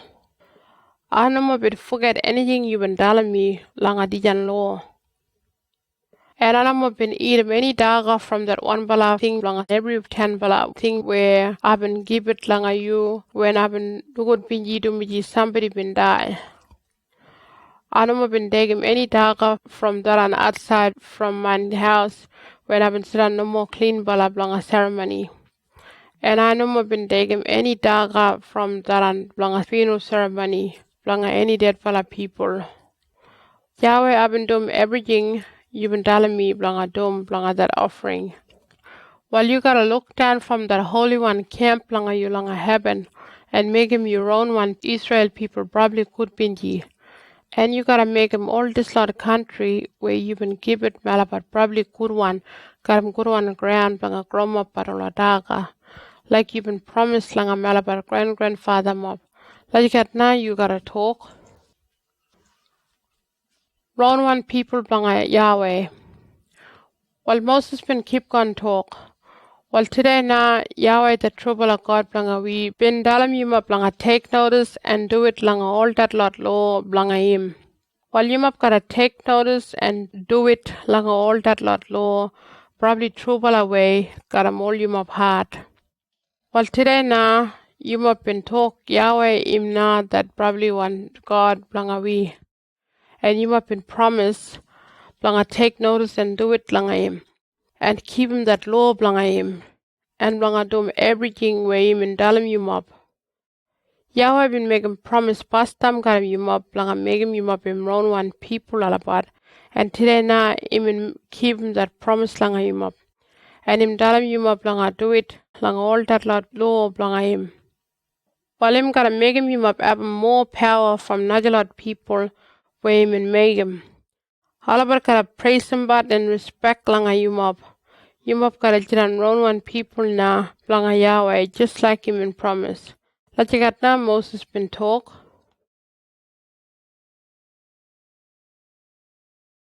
Deuteronomy chapter 27. God been written down law langa stone. But when Moses been jandap mijimit karamola boswan langa Israel, he been talk langa the Lord Israel people. Yimop kara do all the Lord thing where Adalim Yimop today. Yimop kara crossing the Jordan River and come out that country where Yahweh the trouble God blangawi kara give it Yimop. And where Yahweh been promising with grandfather mop. And that country and that ground in probably good one blanga grow up all kandaga. And Jana San Quran side langa that Jordan River Yimop kara migim jandap sambala big one stone. Langa dar hill kolom ibal and yimop kara rabum alabar karim white one clay and radamdan langa alabat all the law where I've been teaching about yimop and yimop kara build him up table langa offering karim stone yimop no karim iron one anything tumaji any table langa offering yimop build him up langa Yahweh yimop no more use him anything blanga karim the Lord stone. And Janai Yimop kara give it burn up one sacrifice offering. And Yimop kara sacrifice and dagat that fellowship offering and give it thanks langa Yahweh. And langa the Lord stone Yimop bin rabum karim clay Yimop kara radam dan kurwe everywhere blanga God law. Langa jana Moses bin talk. After now Moses bin ja mijimit karim the Lord Levi ceremony man. And him talk langa the Lord Israel people. Yimop Israel people, yimop listen langa me. Today na, yimop jiran people planga Yahweh that trouble God planga we. And yimop kara take notice and do it langa him and keep him all the Lord law where have been dalambat yimop today. Laka jadna Moses been talk. Punishment when people no more keep him the Lord law. While Moses been keep on talk. After when Yimop crossed him the Jordan River, all the people from Simeon, Levi, Judah, Issachar, Joseph, and Benjamin clan, kara jandapat langadar hill kolom Gerizim, and alabat kara talk langa all people how Yahweh kara look after and album bar alabat. And all people from Reuben, Gad, Asher, Zebulun, Dan, and Naphtali. Clan kara jandap langa dar hill kolom Ebel. And the Lord Levi ceremony men kara talk at pala. All this Lord word langa punishment langa the Lord Israel people. They gotta talk. While Yahweh gotta punish him, anybody who make him dream in shape from stone, wood, or iron, and worship taran sneaking balaway. To my Yahweh no make him the Lord people who doom the Lord thing. And all the people gotta talk. You why? True baladijan him talk. While Yahweh gotta punish him anybody who no more respect and take notice like him daddy or mommy. And all the people gotta talk. You why? True baladijan him talk. While Yahweh gotta punish him anybody who mubumbat any stone planga that boundary line planga him of countrymen. And all the people gotta talk. You why? True baladijan him talk. While Yahweh gotta punish him anybody who lead him by somebody which ran blind one langa the wrong road. And all the people gotta talk. You why? True baladijan him talk. While Yahweh gotta punish him anybody who no more give it fair go langa the Lord people from Najawan country, or the Lord beginning who no more karim daddy or mommy, or the Lord widow girl. And all the people gotta talk. You why? True baladijan him talk. While Yahweh gotta punish him anybody's son when him sleep par karam any wife planga him daddy. Tarana gotta make him daddy shame. And all the people gotta talk. You why? True baladijan him talk. While Yahweh gotta punish him anybody who sleep par karam any animal. And all the people gotta talk. You why? True baladijan him talk. While Yahweh gotta punish him anybody who sleep par karam him sister or him half sister. And all the people gotta talk. You why? True baladijan him talk. While Yahweh gotta punish him anybody who sleep part karam that mommy planga him own one wife. And all the people gotta talk. You why? True baladijan him talk. While Yahweh gotta punish him anybody who bedroom but somebody secret pal away. And all the people gotta talk. You why? True baladijan him talk. While Yahweh gotta punish him anybody who dig him any money planga bedroom but somebody who no more been doing anything wrong. And all the people gotta talk. You why? True baladijan him talk. While Yahweh gotta punish him anybody who no more doom want him even talk like him law and want him even teach him baralabat. And all the people gotta talk. You why? True baladijan him talk.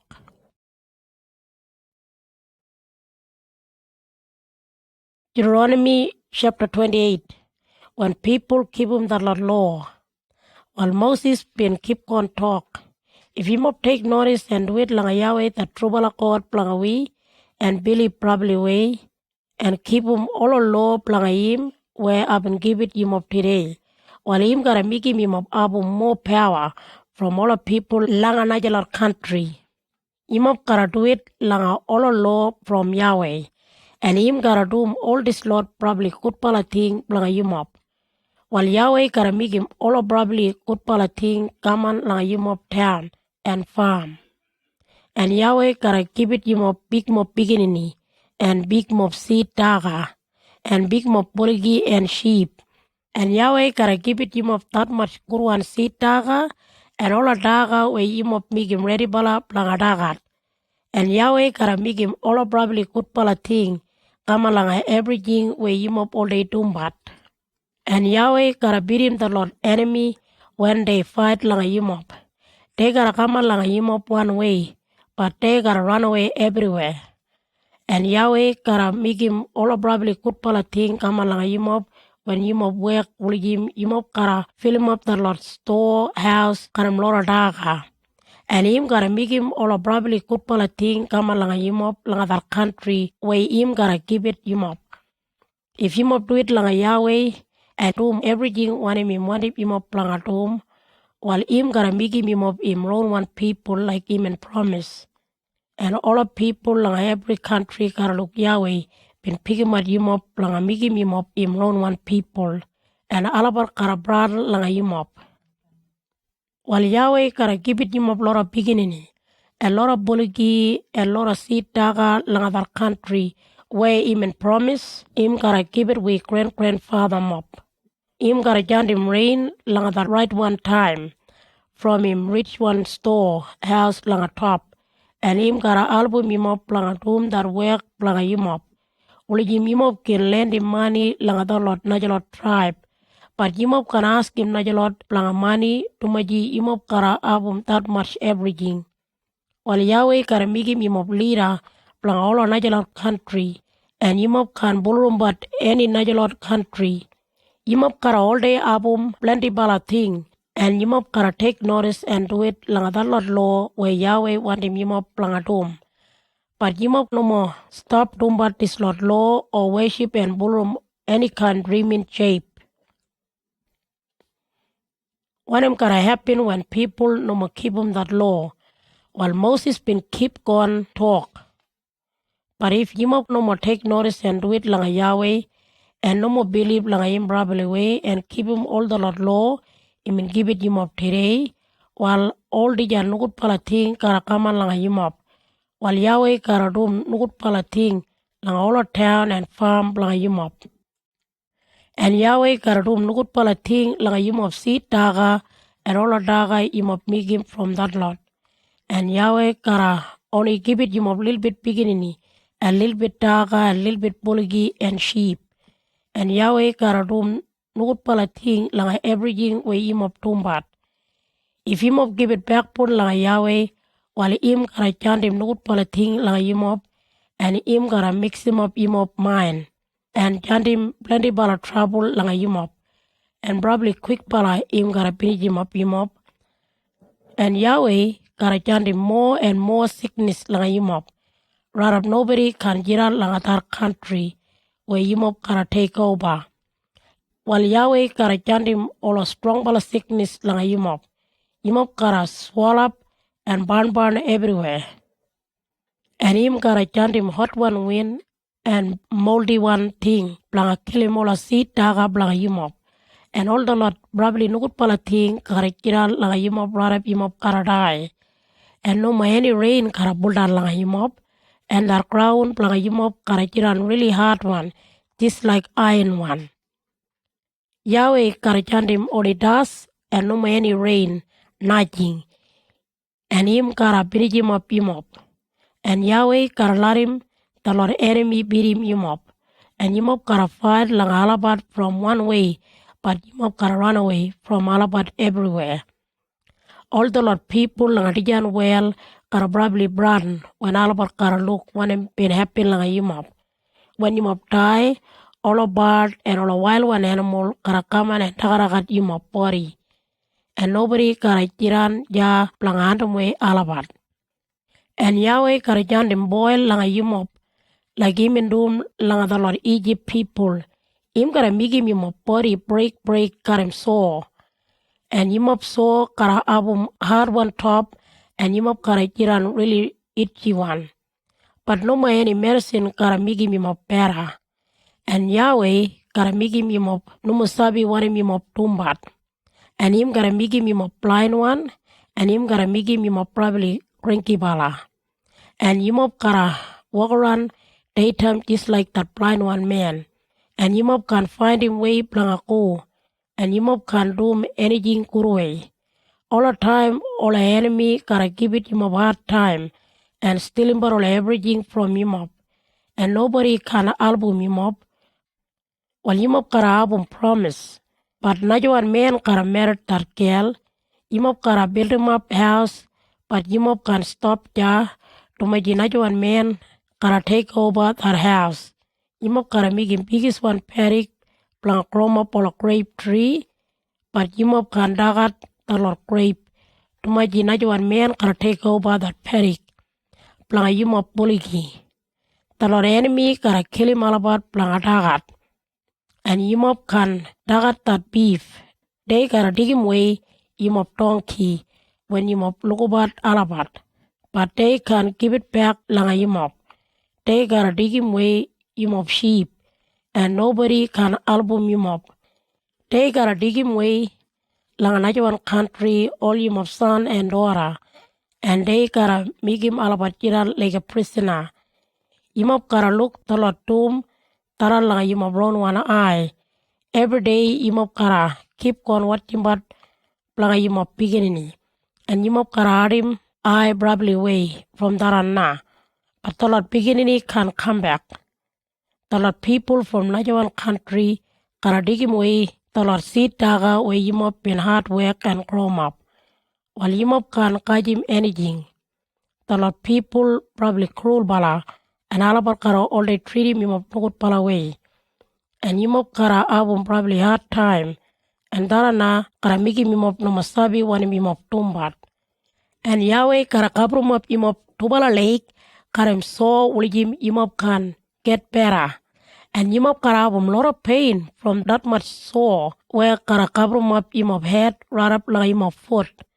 While Yahweh kara dig him way yimop and yimop king lang najawan country. Where yimop and we grandfather mop no mop in go. And jana yimop kara worship at the Lord dream in shape they been make him from wadi and stone. And lang the Lord country where Yahweh kara jandum way yimop. All the people lang the Lord country kara get a shock what been kaman lang yimop. And alabar kara make him but fun lang yimop and mock him but yimop. While yimop kara planting but lot of seed, but only little bit yimop kara kajim, tumaji lot of grasshopper kara kaman and dagaragat all daga. Yimop kara planting but all a grape tree and yimop kara look after but gurwe.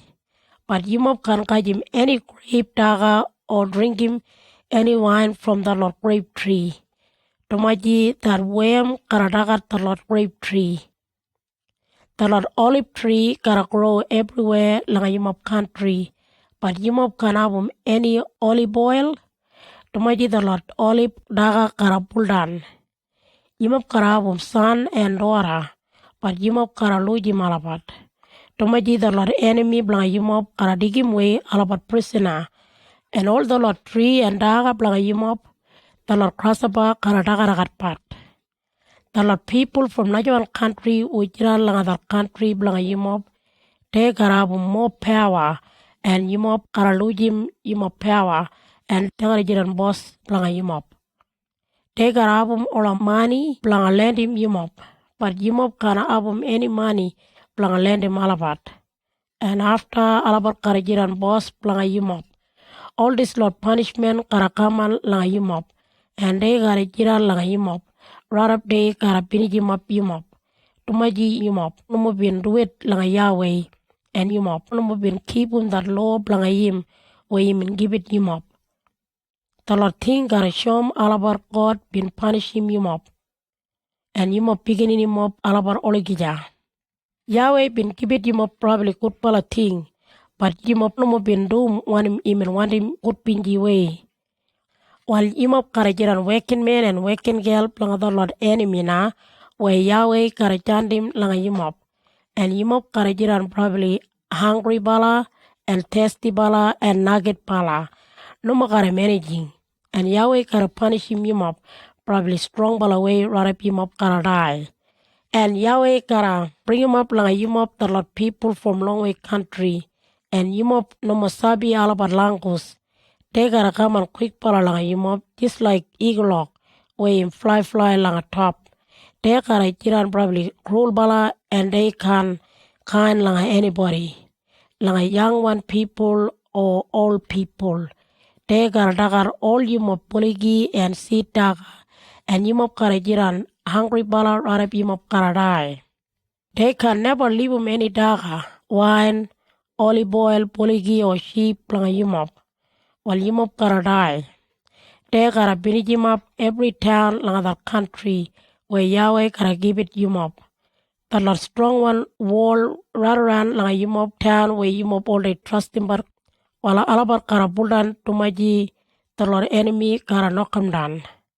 When the Lord enemy blang yimop gotta jiran all around like the Lord town blang yimop while yimop gotta probably hungry bala.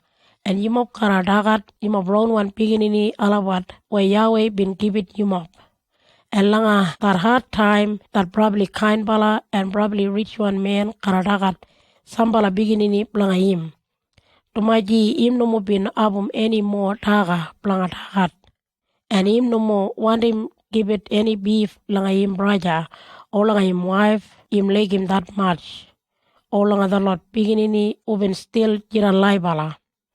And that probably high bala girl who jiran probably rich one who no mo bin walk anyway. Him gara karimat misal planga taga. And him got a dagat him round one little one baby. And the Lord najalot everything straight away when that baby been born. Him no want to keep it anything like him husband, him like him that much, or him begin in yalapat. Well, if you no more take notice and do it, probably lang a court word, where him and Radamdan lang a dijan book. And if you no more respect that probably a high bala name lang a Yahweh. While him got a chantim lang a yimop and yimop begin in yalapat, the Lord strong bala sickness, where yimop can never get better. And the Lord najalot nukurwan sickness can spread out lang a najalot people and can never stop. And him got a chantim again all really nukurwan sickness lang a yimop people, where yimop in a abum lang a Egypt, and yimop can get better. And him got a chantim all kind of bala sickness, and the Lord sickness got spread out everywhere lang a yimop. And yimop got a finish. Nobody no more been Radamdan did Lord sickness before lang a dijan book lang God law. And no matter yimop number in biggest one, just like the Lord star lang a sky, but only little bit got lie bala. Tumaji yimo no more been do it lang a Yahweh. Yahweh been good pinji lang a migim yimop really rich one. And him and migim yimop abum lot of beginning. While same way him got a good pinji lang a piniji yimop. And him got a room lot of nukur one thing lang a yimop. And him got a jantum way yimop from that country where him got a give it lang a yimop lang a jiran. And Yahweh got a migim yimop spread out lang a every country from one bala place right up everywhere.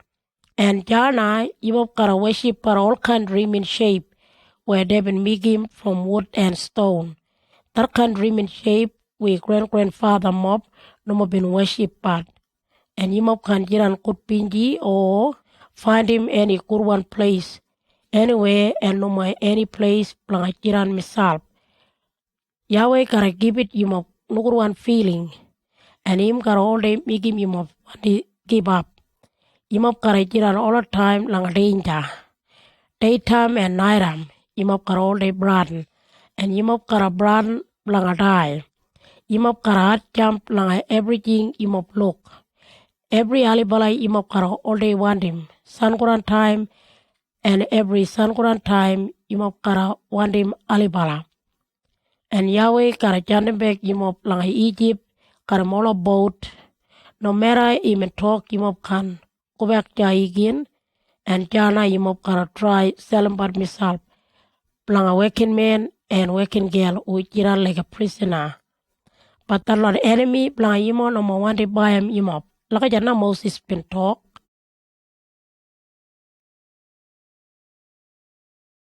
Deuteronomy chapter 29. Yahweh been making probably strong one promise. While the probably strong one promise, Yahweh the trouble God been dalim Moses planga migim karamola Israel people lang other country kolom Moab. And the najuan probably strong one promise. Just like imin migim bastam karam all people lang other hill kolom Sinai. While Moses been majrum of all Israel people and him talk lang alapat, yimo pe look what him Yahweh been doom lang other king jalang Egypt, and lang him working man alapat, and lang him country do. And yimo been look how the Lord probably nukur one clever pala thing, and all the Lord trouble been common lang alapat. All the Lord thing Yahweh been doom been probably strong bala. From long time right up today now, him no more been larim yimop sabi everything where been happen lang yimop lang that desert country. While for 40 years Yahweh been leading but yimop when yimop been walk about lang that desert country, and yimop clothes and boot no more been cool rubbish one. Yimop no more been able many daga lang dagat or wine or beer planga drink him. But Yahweh na been give it yumop special one daga and wara. Ulijim im can teach him but yumop planga sabi im na yumop probably one God. And when we've been coming here, the king Zion from the town Kolom Heshban and the king Og from the town Kolom Bashan been coming planga fight langa we, but we've been beating Malabat. And when we've been take over the country, we've been karmat the country planga the Lord Reuben, Gad, and half Manasseh clan. While Yumop gotta take notice and do it langa that probably strong one promise. Ulijim Yahweh gotta give it Yumop lot of pulugi and lot of seed daga and all of everything. And today now, all Yumop janda pia karim Yahweh, all a leader and working man, and all a woman and beginning, and the lot people from Najawan country, ujira langa Yumop, who karimbar wood and kajimbar bara planga Yumop.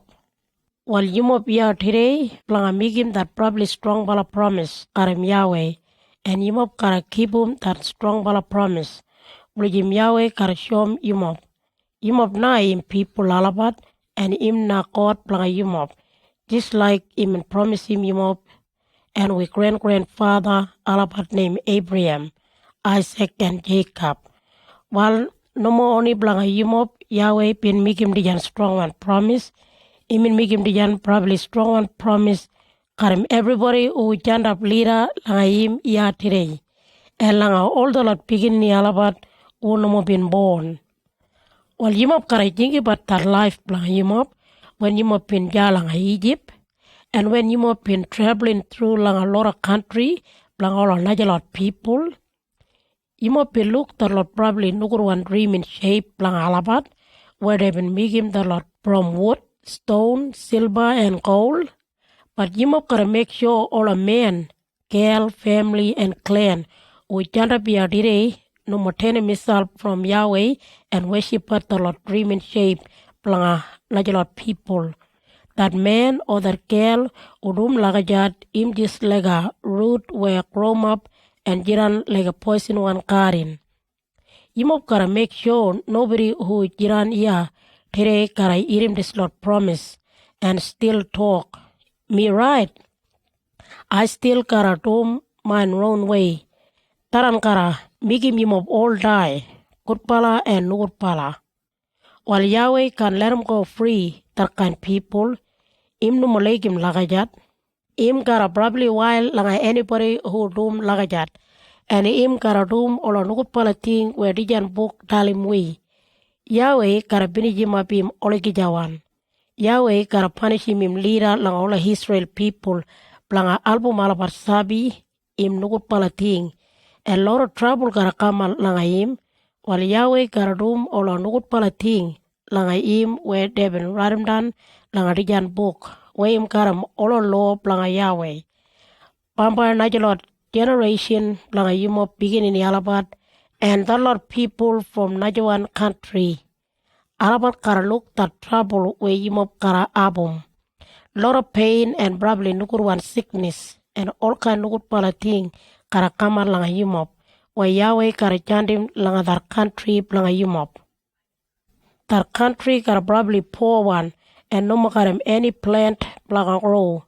And im kara kabrum up karam yellow one stone and salt. And no more anything kara grow. And rubbish on grass can grow jardu. And Yumop country karjira like the Lotan, Kolom, Sadim, and Gomorrah, and Edma, and Seboim, where Yahweh been pinijim up when even probably while.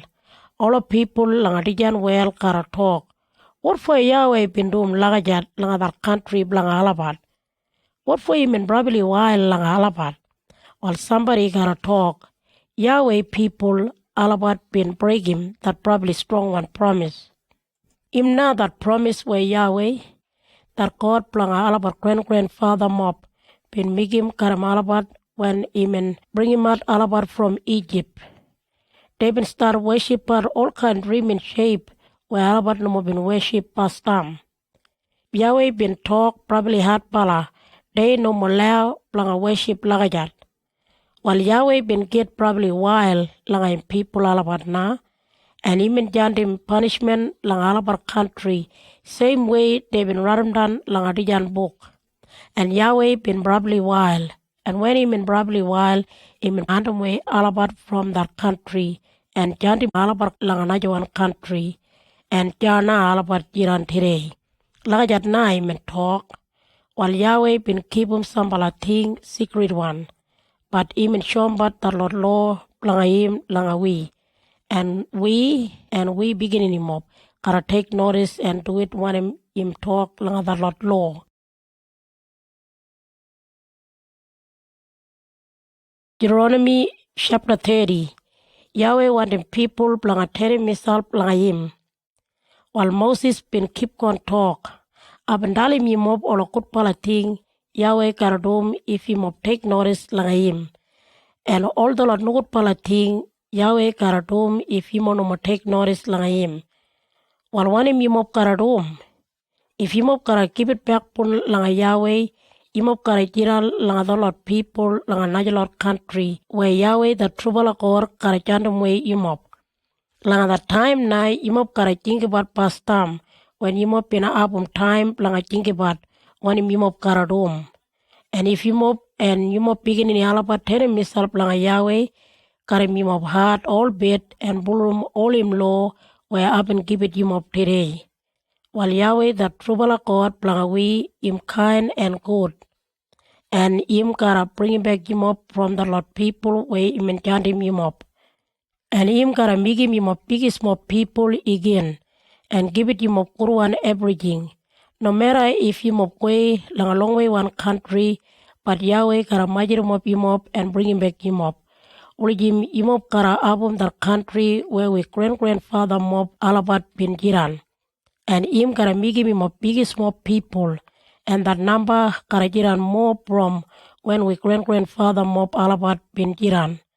And Yahweh kara change him up. And him up beginning alabat life lang a wandi ballroom him all bit. Ulijim imop kara legim im karim imop heart all bit. And imop kara keep on jiran bat lang other country. And im kara tenumran all the Lord punishment from imop lang imop enemy alabat. Where they no more legim imop and they been all they treat him imop nugut palaway. And imop kara take notice and wait lang him. And keep him the Lord law where I've been give it imop today. While Yahweh kara give it imop lot of everything. And yumop karabum lora beginning and lora animal. And yumop country karabum lora daga. And him probably good pinji, blanga give it yumop everything, like him and give it we grandfather mop. But yumop kara only take notice and do it blanga him. And yumop kara only keep him the Lord law blanga him, way him and radamdan langa that book. Karam all the Lord thing him and teach him but yumop. Imop kara lafta give it myself langayim karam all imop heart. While daran law abin give it part imop today. Im no probably hard one planga imop.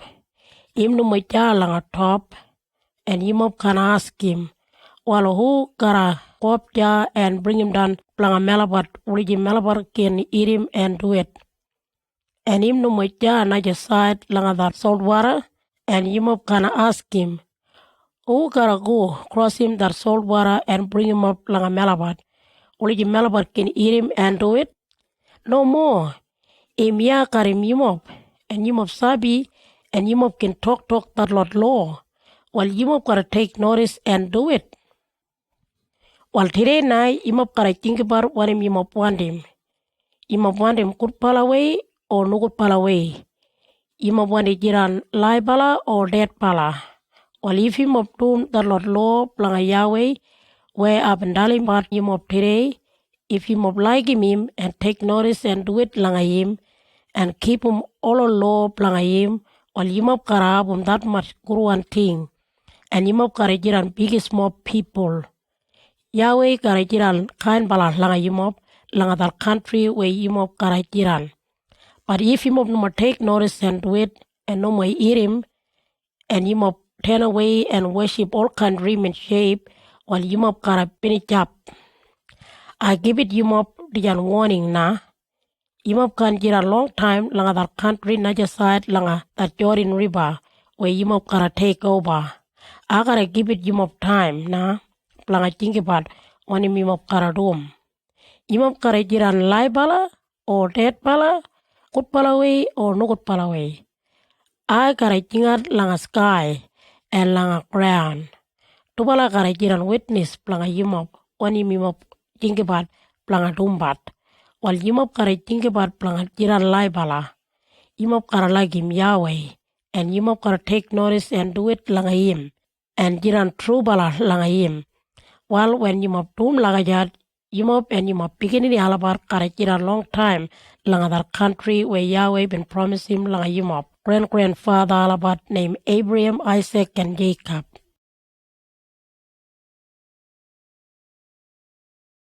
Deuteronomy chapter 31. Joshua karajira leader planga Israel. While Moses been keep on talk. While me 120-year-old na, and I can keep on jira leader planga Yimop.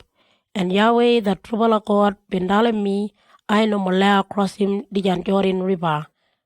While Yahweh the trouble God planga we, him gotta go leader langa Yimop and binij him up all the people with jiran ja langa their country. Ulijim Yimop karajira langa their country. And Joshua karajira leader planga Yimop. Like Yahweh been talk. Yahweh gotta binij him up all the Lord people. Same way like him and binij him up Zion and Og. That Tubala king planga the Lord Amorite people. And him and binij him up all about people langa their country do. And Yahweh gotta hand him over the Lord enemy langa Yimop. And Yimop gotta treat him all about just like Abendalim Yimop. And Yimop gotta get on strong bala and Yimop can brand planga the Lord enemy. Yahweh gotta get on karim Yimop. And him can never leave Yimop misal. And him gotta all day album Yimop. Laka na Moses been talk. While Moses been jingat langa Joshua and him talk langa him jalira langa the Lord Israel people. Him talk. While you gotta jiran probably strong bala and no more brand and no more give up. You gotta lead him this Lord people langa jiran langa the country where Yahweh been promising with grandfather mop alabat. While Yahweh him gotta go karim you and him gotta jiran karim you. Him can live you and him gotta all day album you. And you can brand and you can worry. Like na Moses been talk. Reading about the Lord law every 7 years. While Moses been running down the Lord law planga God. And him and give it langa the Lord ceremony man from that Levi clan who been boss planga that secret box planga Yahweh. And langa the Lord leader mob planga all Israel people and him and dale malabat. While langa every 7 years, Yimop can pay him back any more money na where Yimop owe Yimop countrymen. And langa that same year na, Yimop gotta read him but this Lord word at pala langa that ceremony kolom hampi. Yimop gotta read him langa the Lord Israel people when alabar kaman langa worship Yahweh langa that place where they all day worship at.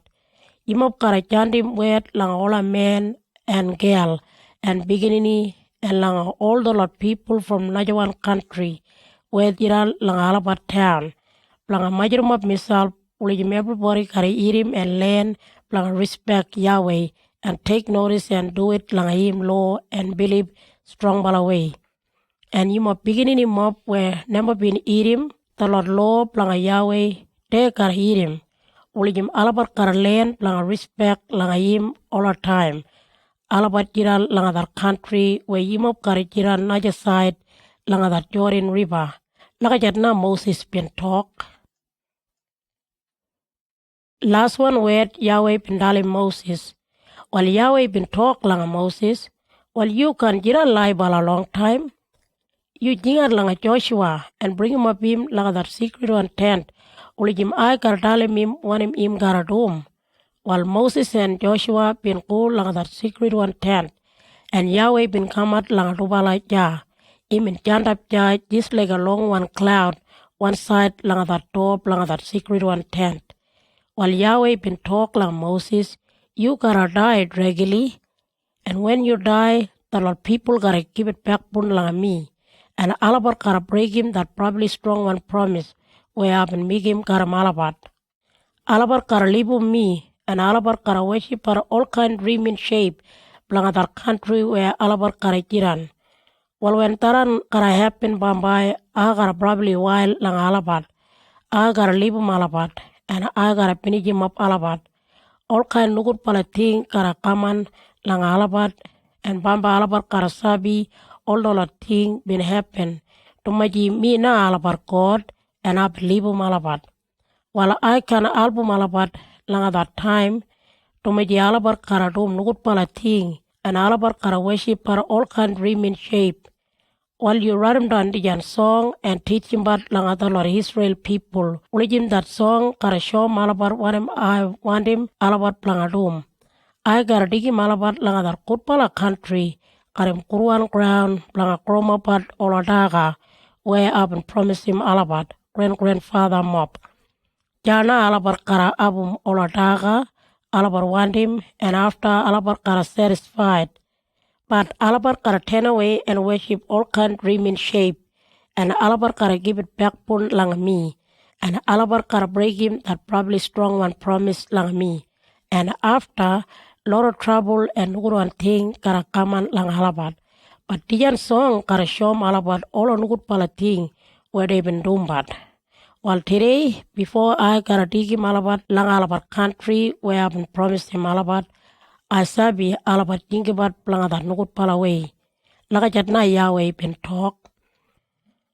Well, that time na Moses been writing down that song and he been teaching about the Lord Israel people na. Well, Yahweh been telling Joshua that son blanga nan. You gotta jiran probably strong bala and no more brand and no more give up. You gotta lead him this Lord Israel people langa the country where I've been promised him alabat. And I gotta jiran karim you. Lakajat na Yahweh been talk. While Moses been writing down all the Lord law planga God langa book. And when he been finished, he been telling the Lord ceremony man who been boss planga the secret on box planga Yahweh. He been talk. While digging the book karim God law and put him one side langa the secret on box planga Yahweh. Uli yum dijan book karajiran witness planga yumop. Where yumop tumbar olok nut palating. Asabi how all you of Israel people jiran probably had pala and give it back pun langa Yahweh. Yimop been give it back pun langa Yahweh when Abin jiran karim yimop. And yimop kare jiran more ways after I die do. While yimop karamajrim of all of boss one leader from all a clan and all the Lord working men. And I gotta tell him all about all this Lord thing. I gotta call him sky, langa top, and langa that crown. Planga jiran witness, planga everything up and dalim alabat. While I sabi after I die, Imop gotta turn away from that way, up and give it Yumop. And Bambai probably not pala thing, gotta happen langa Yumop. Tumaji Imop gotta make him Yahweh probably while, when Imop tumbat wrong thing. Lakajat na Moses been talk. While Moses been teaching about the song, langa all of Israel people.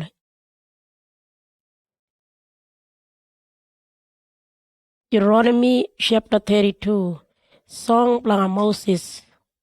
While Moses been sing, sky and ground, irim wanim I sing, irim me probably way, man where karabuldan like rain, and jiran langa ground just like dew.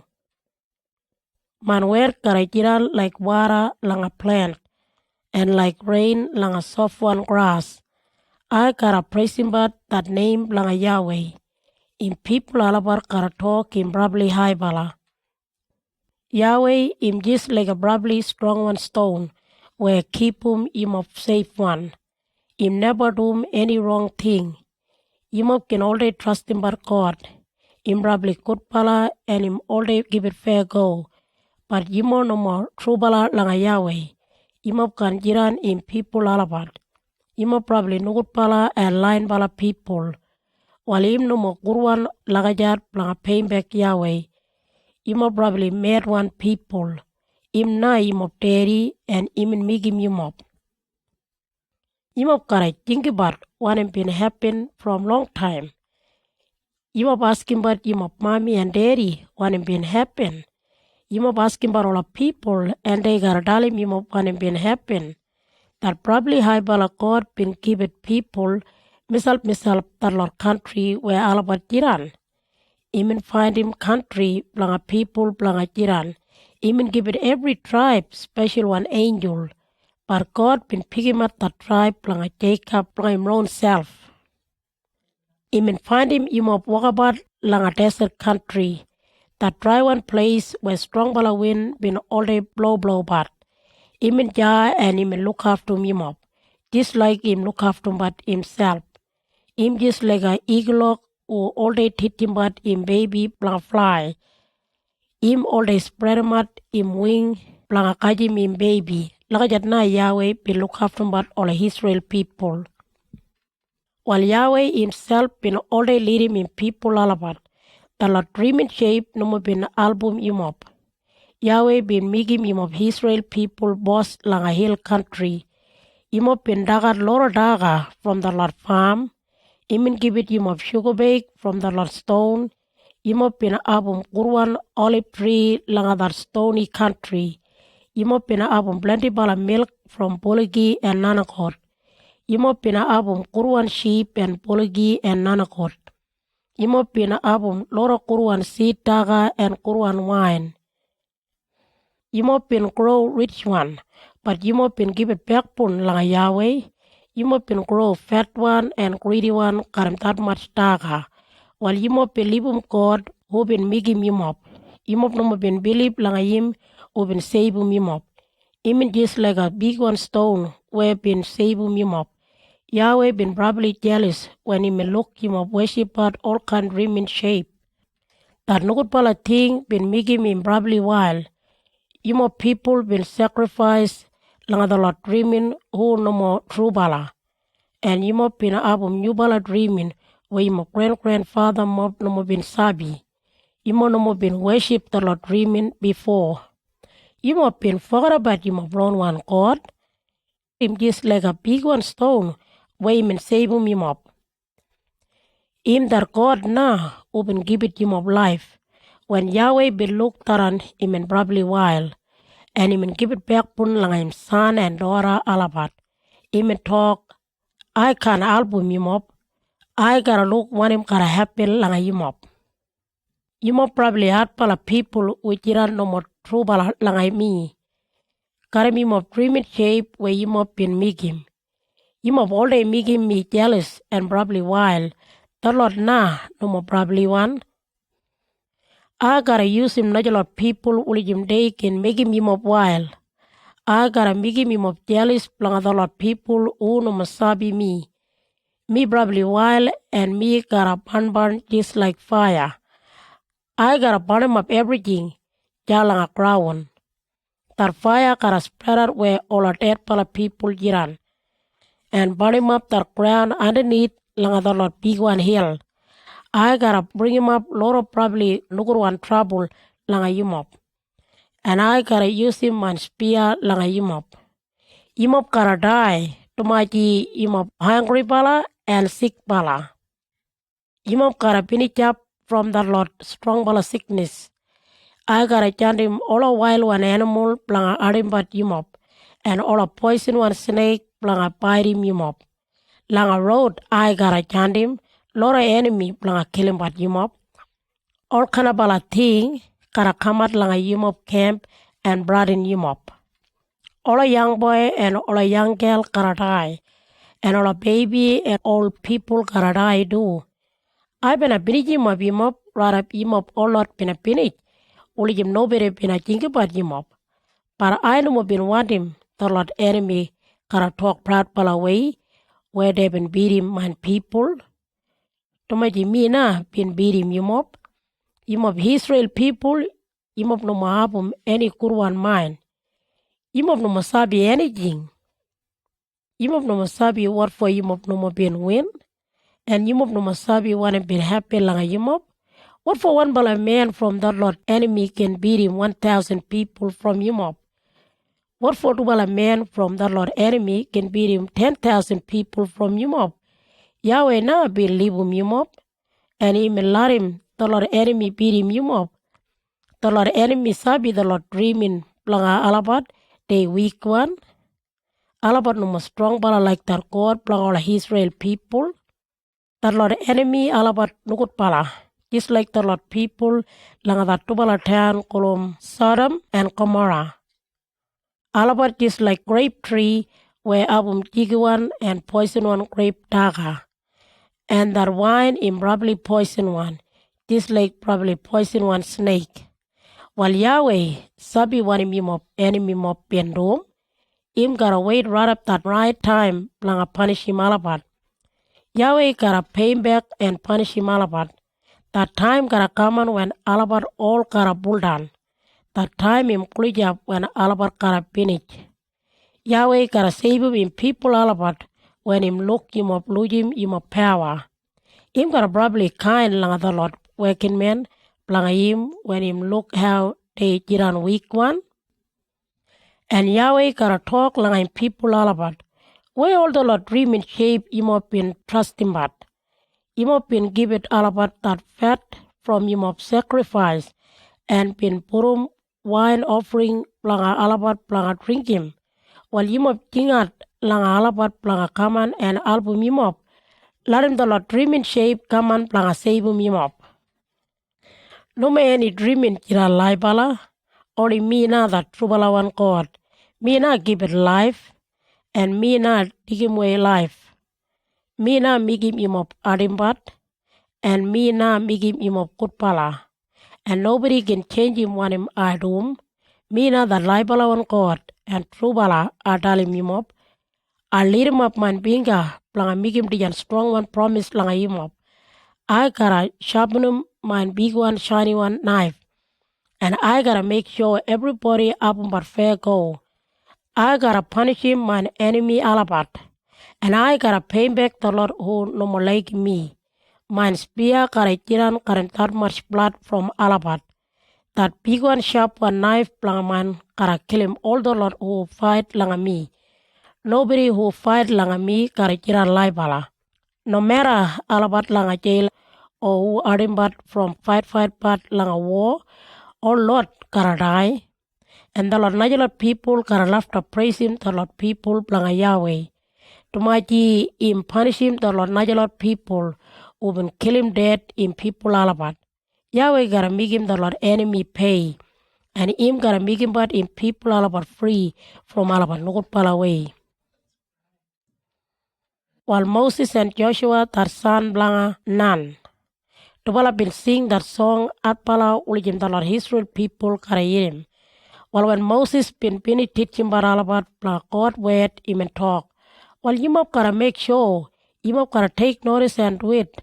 All the Lord law were up and telling him up today. And you gotta tell him up beginning in alabat. Only him day gotta take notice and do it. All the Lord law were up and teaching but you up planga God. This Lord word up and learn about you up. They no more rubbish one word. They blanga you up life. While you gotta all they take notice and do it. Only you can get a long time langa that country, not just side langa that Jordan River, where you gotta take over. Langa that now Moses been talk. While that same day na Yahweh been talk langa Moses. You gotta go langa that Lord hill kolum Abraham, langa that country kolum Moab, not just side langa that town, they kolum Jericho. You gotta climb up langa that hill kolum Nebo, and you gotta look that country kolum Canaan, where I gotta give it the Lord Israel people. And Jana you gotta die langa that hill, just like your brother Aaron been die langa that hill kolum Hora. Tumaji in balal no mo been true balal langa mi ja leader langa the Lord Israel people. When you been ja langa that water place kolum Meribah, kulijab langa that town kolum Kadesh, langa that desert country kolum Sin. You no been respect langa me leader langa all of people. While you can look that country from long way, but you can go langa that country where I gotta give it all of Israel people. Lakajat na Yahweh been talk.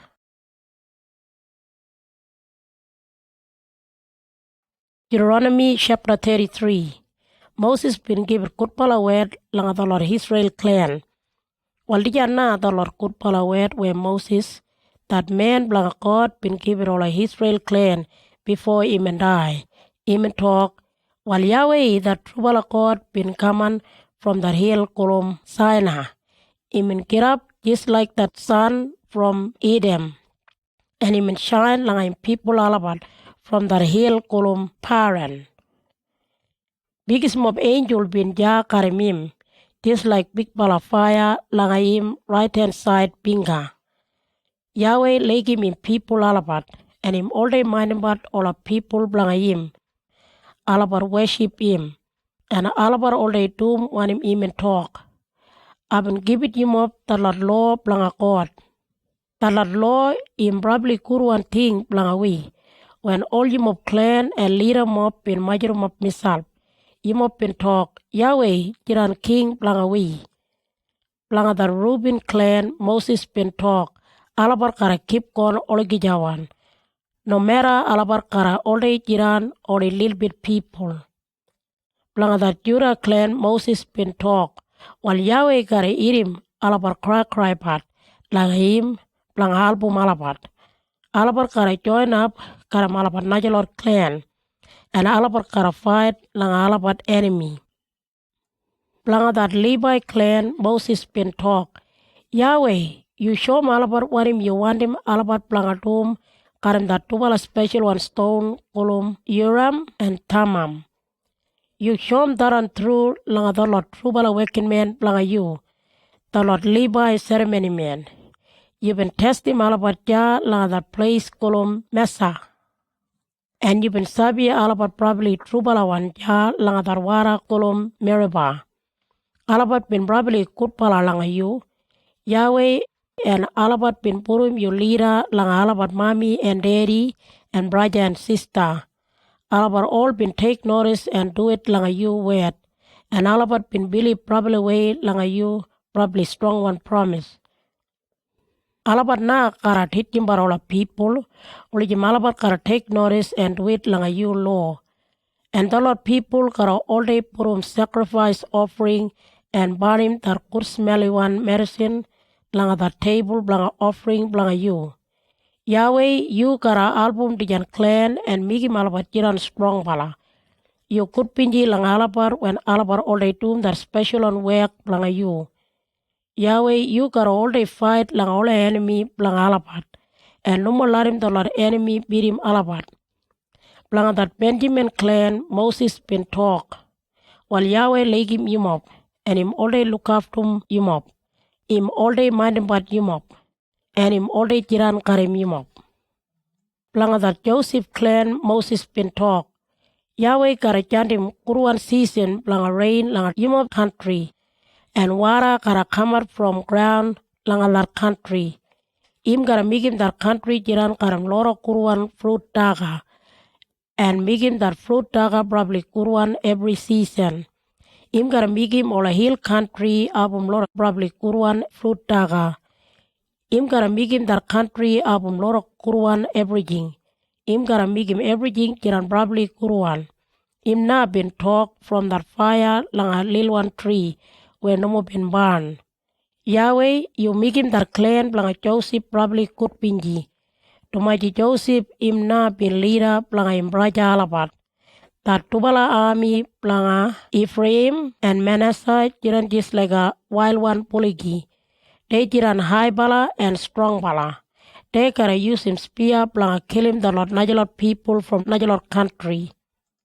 Blanga that tubala clan blanga Zebulun and Issachar Moses been talk.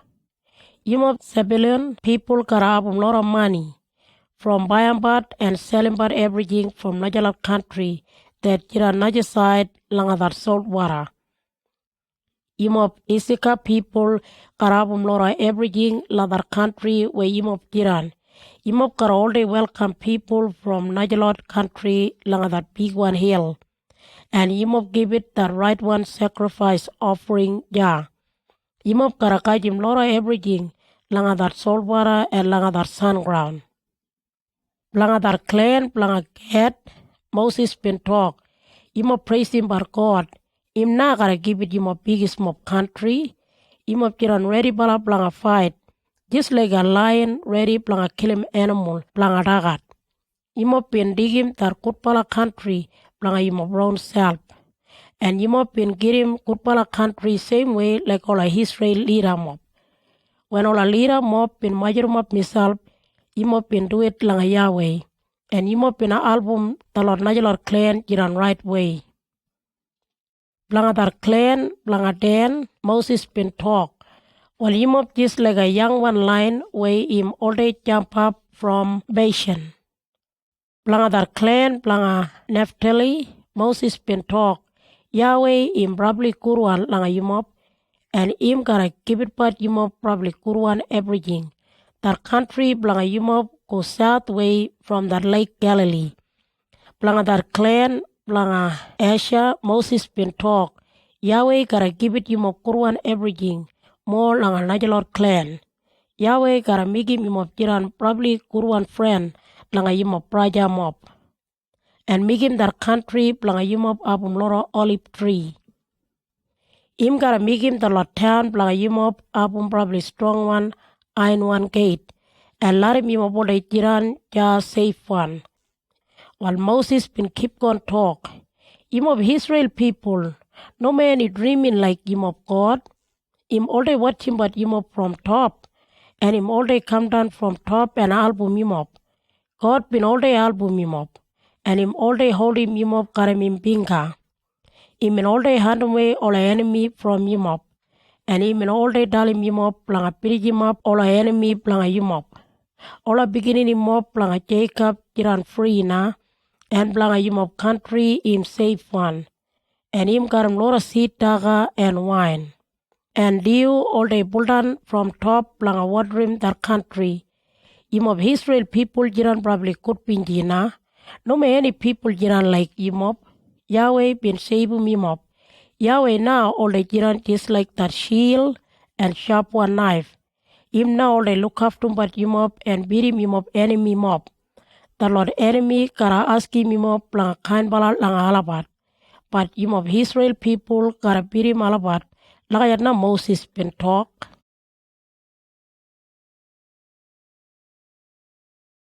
Moses been die. While Moses been walk along the plain country kolom Moab, and him been go up on top along that hill kolom Nebo, and right up on top along that hill kolom Pisgah, sunrise way from Jericho.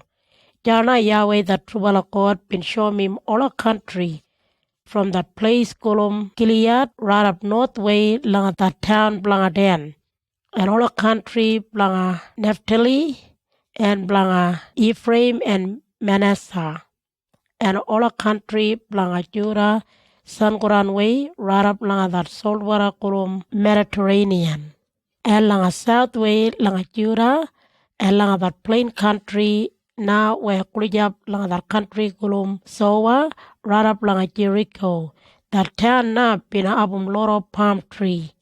While Jana Yahweh been talk langa Moses, did you hear that country where I promised him na Abraham, Isaac, and Jacob? Blanga keep it langa alabat beginning him up na. While I be let him you blanga look, but I can let him you kuja. Lakajat na Yahweh been talk.